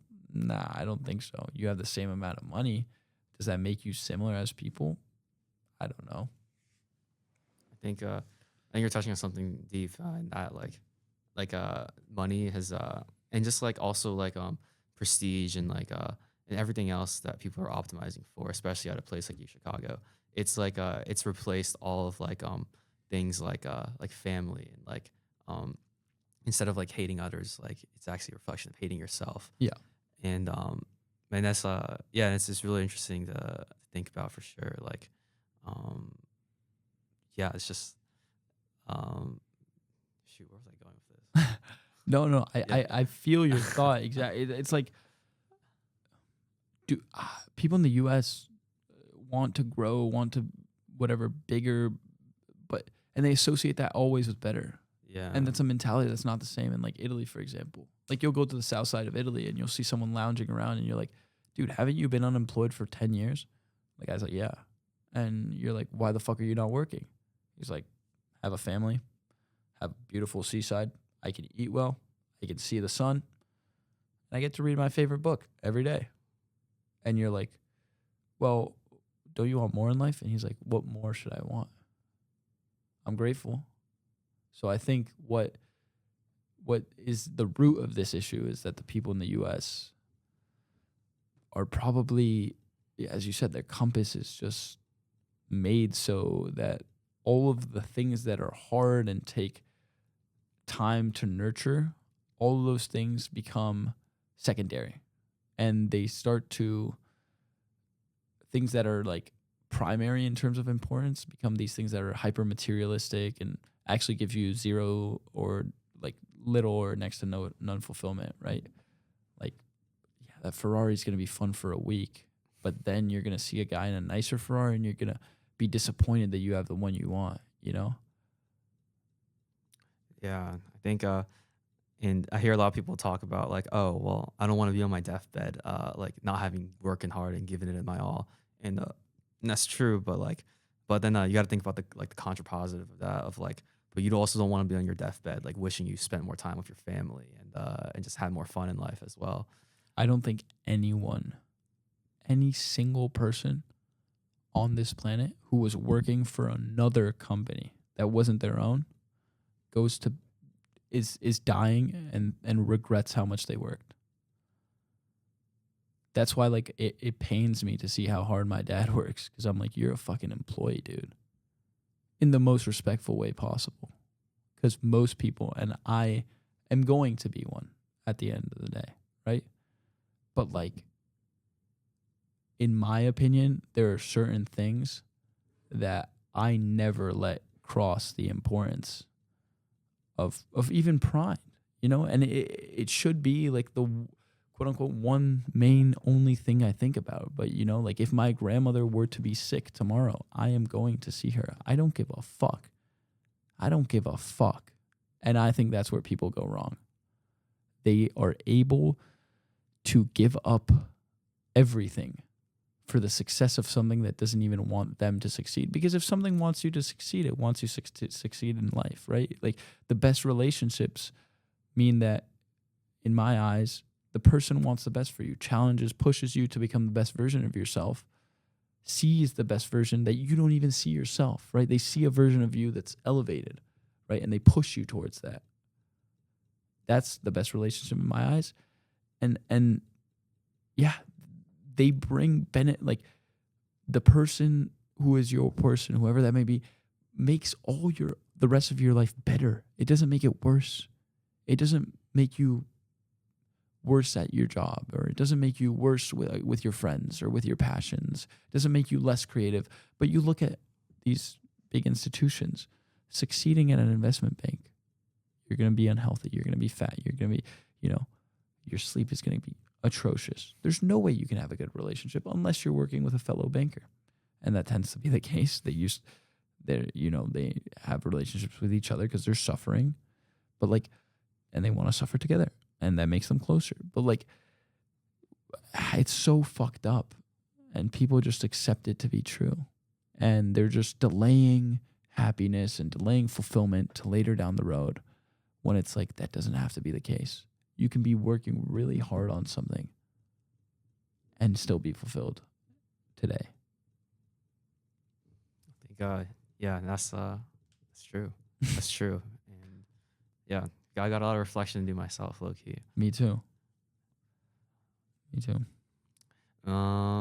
Yeah. What's been some like you? When I met you last week, you were talking about like a trip to the sand dunes or something. Yeah, can you tell us a little bit about that? Yeah, so you met me at like 11:50 p.m. We left at like 12:15. This was Kai and I. Oh, nice. Yeah. So nice. Kai's still one of my best friends here at U Chicago. He's actually finishing up his drive right now. He drove all the way to California. Wow. Yeah. And it was so beautiful because, again, talk about living in the moment. We lived so much in the moment. Because you factor in the lack of sleep, that's got to lead to some delusion, And then we're in nature. It's also senior week, and it came at a funny time where like there's always so much shit to do with Pride, but in terms of time sensitive things, I had like brushed them aside, and I was just with my friend again, and we were just two 22-year-olds. That's it. We didn't even mention Pride once. We ate it on the trip there for fun, not for content. We threw rocks into the water. We saw the sunrise. We did this beach hike, arrived at the bottom of the beach. We're so exhausted that we just slept on the beach like Tom Hanks and Wilson. You know, like that's what it felt like. And it was beautiful. That's exactly what I appreciate, like those moments. And I hope that they're not few and far between. I hope I can keep living life like that.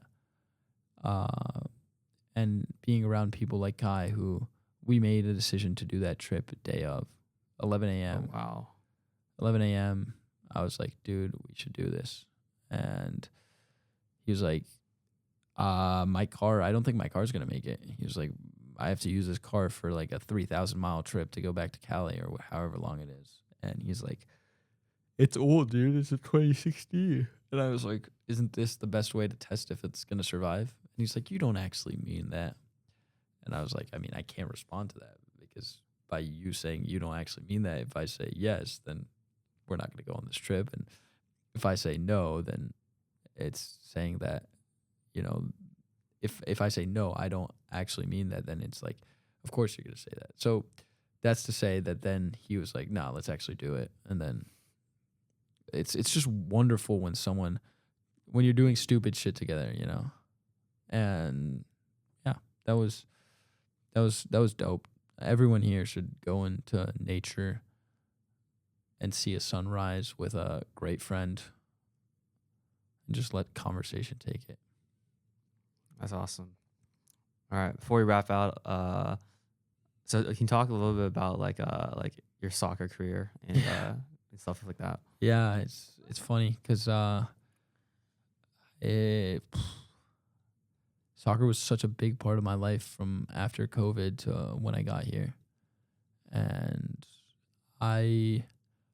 all my expectations for myself got destroyed. Like I thought I was gonna be a starter here. I thought I was getting a lot of minutes. I came in. I had 2 stress fractures on my tibia and like the 2 biggest bones on your legs. Mm-hmm.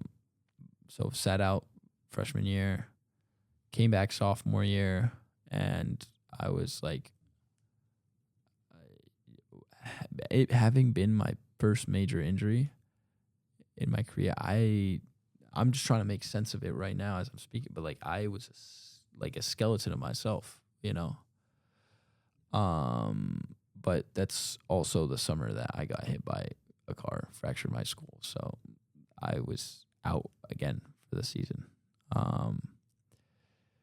So my only real season was my junior year, because that was 2023 when I fractured my skull, and at that point I was like 140 pounds.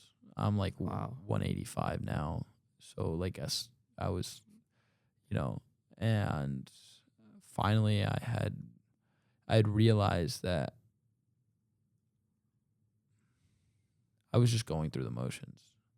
Like being part of the soccer team was cool for the merch. It was cool because of the people. But I wasn't a soccer player in my own head. Like I would work out. Like soccer was nice for structure.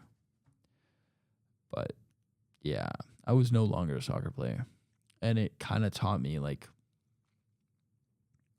I think an important lesson I learned from that was that you can have this burning desire, passion, fulfillment, and you can make long-term goals. Because I thought my career was going to be either in footy, like as a coach, or, you know, like I thought I was going to love like the business operations of soccer. Because I was like, take business, something I think I'm interested in, and soccer, something I love, and you merge them. Yeah. Now it's like, it taught me that like that all that can vanish, and it's not in a moment, it's gradual, but like that was my obsession, you know, that was my everything. Soccer was my everything, and over the span of 3 years it disappeared. I'm fortunate to say that it got replaced by something that I love and am passionate more than that.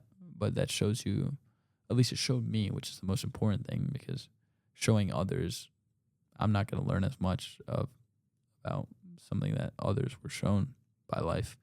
But it showed me that like you have to embrace how how limited all our desires and interests are, and like never say never in the sense of like it could be that you want to do something down the line, or it could be it's just in this current moment, what is your passion? And that's something I needed because I thought soccer was going to stay for me and be an integral part of my life for the rest of my life. And it's not. Right now I play for fun, but I don't follow games as much.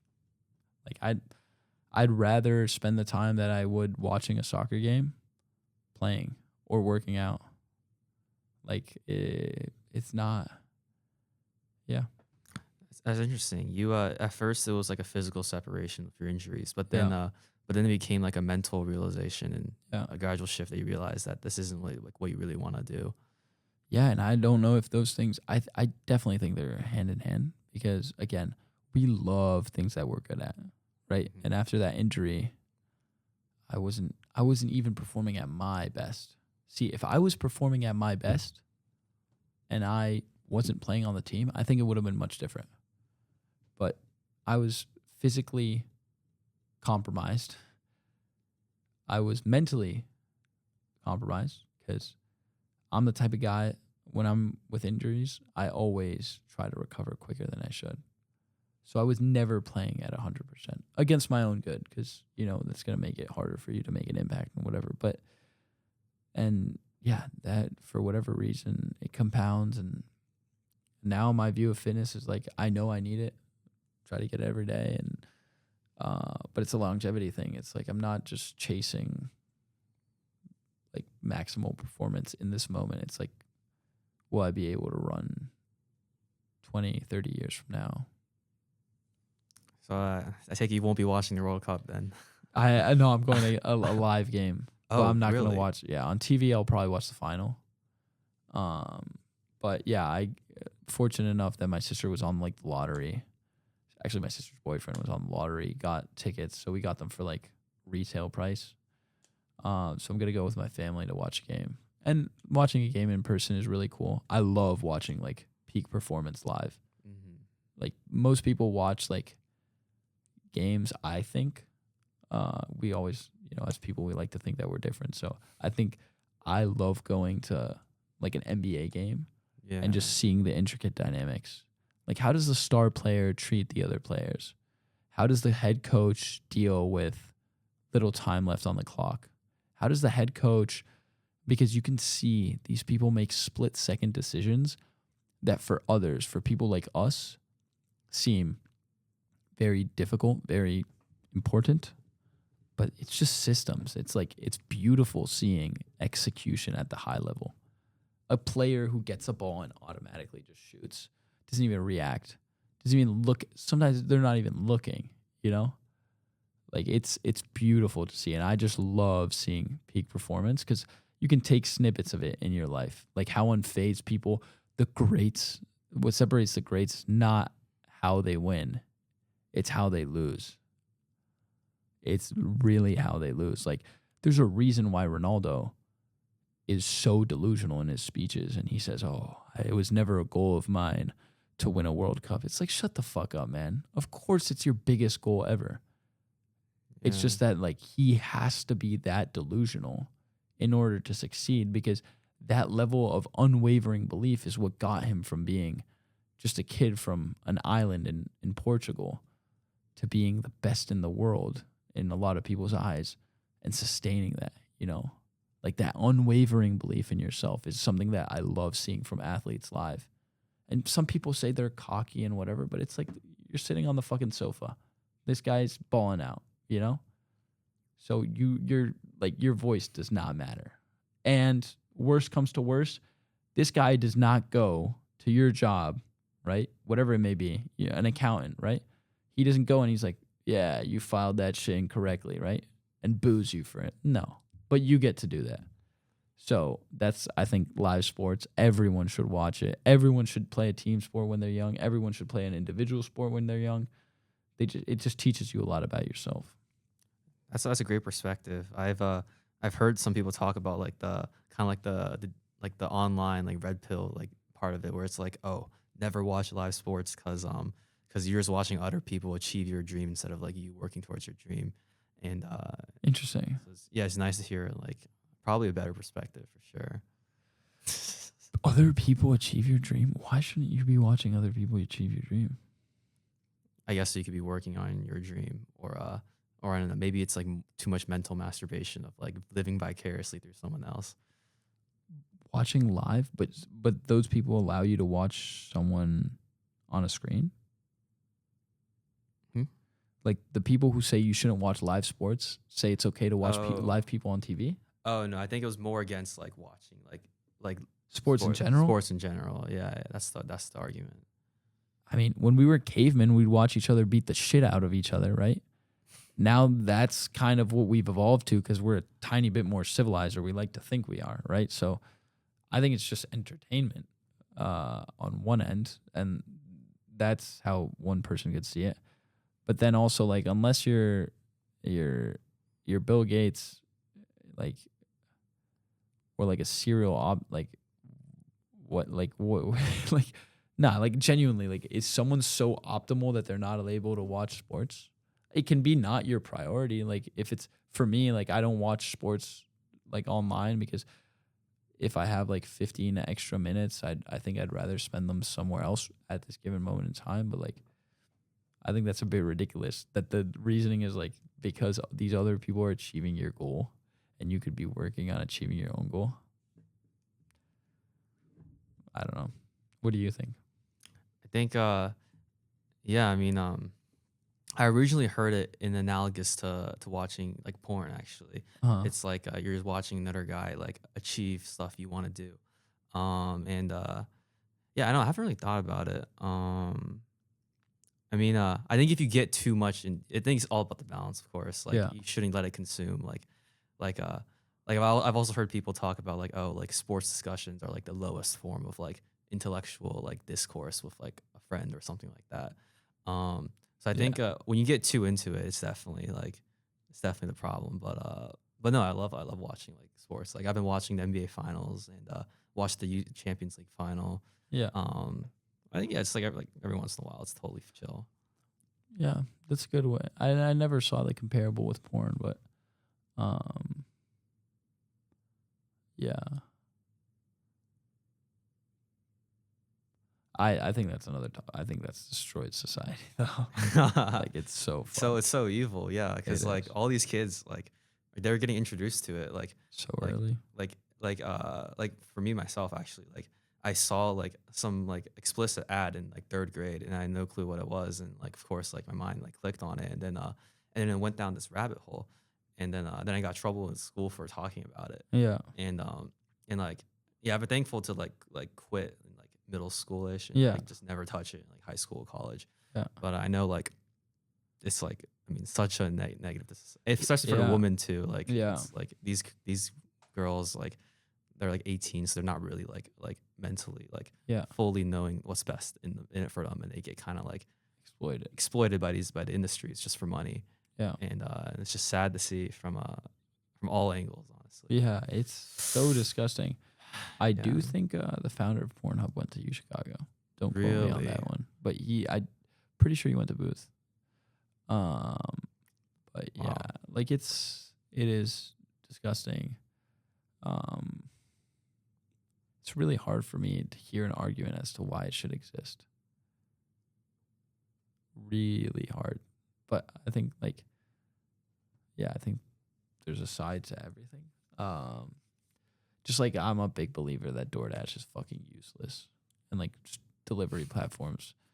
Like I think there is a direct correlation between DoorDash and obesity. Like you're making lazier people even more lazy and have even more access to ultra processed foods. But then I heard a friend be like, "Oh, my grandmother has like she's in a wheelchair and she gets her groceries from that." And it's like, "Oh shit, didn't think about that." But then again, is DoorDash profitable because of the grandmothers that can't get their groceries, or is it profitable because of lazy bastards who are watching games? It's interesting how like all of these profitable apps, like some of the most profitable ones like DoorDash, they like they derive their like P&L off like sins. Like DoorDash Yeah. is like gluttony, for Yeah. example. There's a lot of other examples, but yeah, how Kalshi. Yeah. yeah, all that, it's all just like these negative virtues, like vices. Yeah. Yeah. Are you Social media. social media especially? How do you manage to kind of balance the Vices? yeah, like were you ever let because I'm sure eventually, maybe you already have, but you eventually come to a point where you like make a business decision to increase profit but it goes against your morals a little bit, or you just don't and you lose out on like a lot of money, but you kept true to your morals. No. My eyes is like, since I am not building it for a set time period, it's always whatever I do, if it's negative, is gonna bite me in the ass, if that makes sense. So I never would do something that compromises on the customer. And also, like, I'm a customer first, right? I'm in the snack buying business. So I'm like, as a customer, how would I feel if this was the case? If all of what Rind is doing gets revealed to the public. So I've never made a decision that I'm uncomfortable talking about.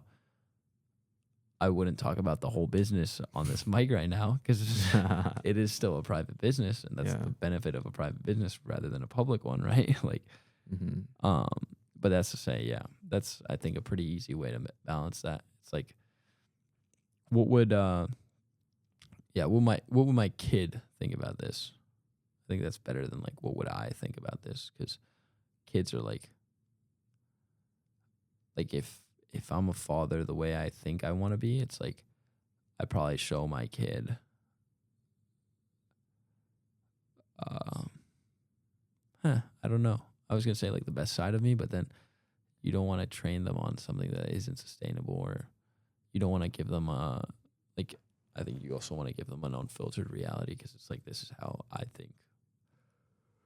Do you plan to be very open with like your kid, like he knows like all about me, and like and here's all of like the lessons you want to impart to him, or is it kind of like I don't know, just kind of like with my parents, like I love them, but there's like certain things we don't really talk about Yeah. because it's never really been established in like Asian culture, and Yeah. like I think when I become like hopefully a father, like I think I want to like just to completely destroy the barrier and be as Yeah. like open with them as possible, but I don't know, how do you envision yourself It's a if great you do want question. to do that? I hope I'm not as busy with Pride when I have a kid, because right now I'm not in a headspace where I would be a great parent. I think you have to be really intentional when you're a parent, especially early years. Very formative. But I like your approach. I think it's cool. I definitely think I talk about the emotional side much more than my parents did.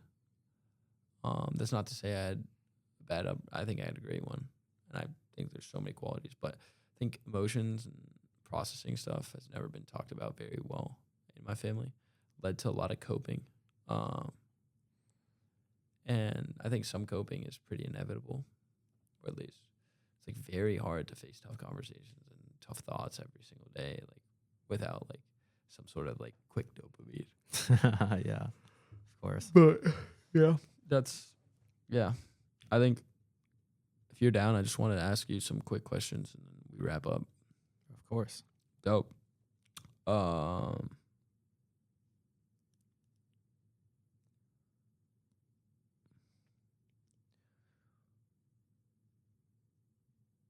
when do you think you draw the line between something that is worth doing and not worth doing when money is not a factor? I think so I'm a big proponent of self-utilitarianism, which is where I believe every action ever done by any human in all of history has been for the intention and pursuit of maximum perceived happiness. And that happiness can be called like utility, peace, contentment, joy, fulfillment, just a general positive feeling. And so money was never involved in the question. We're basically just like doing what we like think we want to do, and gives us the most happiness. So yeah, everything is just based on happiness, Perceived happiness perceived happiness, and very important. and predicted happiness, Yes, which we know we're very flawed at doing. yes. So the framework is basically just saying like we do what we think we want to do, and which is wrong. which is usually probably wrong. Yeah. Dope.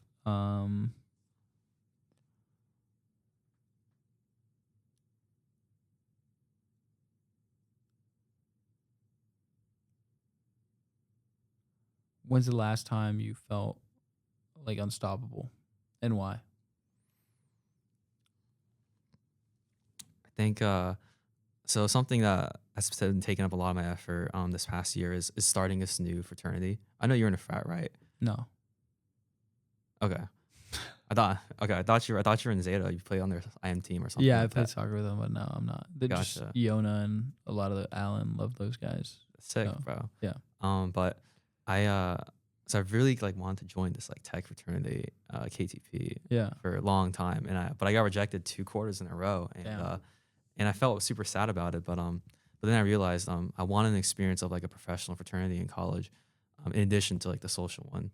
Um, so I'm in Pike, so I know Tigo and Brashank and Chris and all these great people, but but I want like this like professional fraternity. So I made my own KHK Kappa Eta Kappa STEM fraternity, and and then, and I put in so much work into it with like how many people I had to talk to with like national chapters and people who that said no, people that said yes, even people who said yes. You have to go through so much like bullshit, honestly, to like get to the end goal.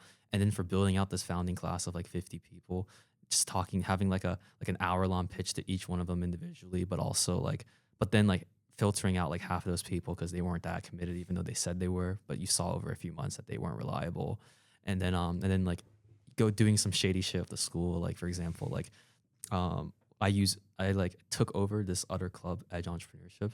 Like I'm not the president, but I like made myself president on on the admin dashboard and blueprint just so I could have access to book rooms for my STEM frat, and then yeah, and then like going crazy on advertising, like putting up posters everywhere, like putting on Instagram everywhere, sending an email to every single STEM RSO and group on campus to like spread this message of recruitment, and then like going through the recruitment cycle, like giving the speech of like what KHK is and the value add. I think that was a very unstoppable part of my life. I think momentum was going great. Now, I mean, off cycle of not like recruiting new members, people aren't as invested and there's not as much hype. Things aren't as good. But that winter quarter, like the first few weeks, was definitely like it felt great. That's what it feels like to create. Congrats. Like that's literally creating. You the only thing I could think about when you were saying that is what the first few months of Prime felt like. Putting up posters on the rag Yeah. and no one not giving a fuck about what other people thought. Like what you did with the Edge thing, it's the same thing we were cooking the cheese in our apartment. Did we ask anyone if that was okay or allowed to do? No. We started selling that cheese online. Was that legal? Fuck no, probably not. Without an ingredient label, like what were we doing? But just doing. Because you had this North Star, right? Yeah. And you do feel unstoppable. Chase that feeling, bro. Chase that high. It's the natural high. I will. Before we wrap up, then what's like one final piece of advice you'd have for, I guess, someone you think that needs to hear this? Well, first of all, if anyone's listening to this, thank you. Like, wow. Yeah. This was really nice for us too. So I don't really care if anyone else is listening because this was useful for me. Hopefully, it was. Yeah, I've learned a lot. Yeah, I've learned a lot, and that's enough. Like learning myself and having someone else learn is like that makes a good conversation. But I would say one thing, like a statement or something to take away. Yeah.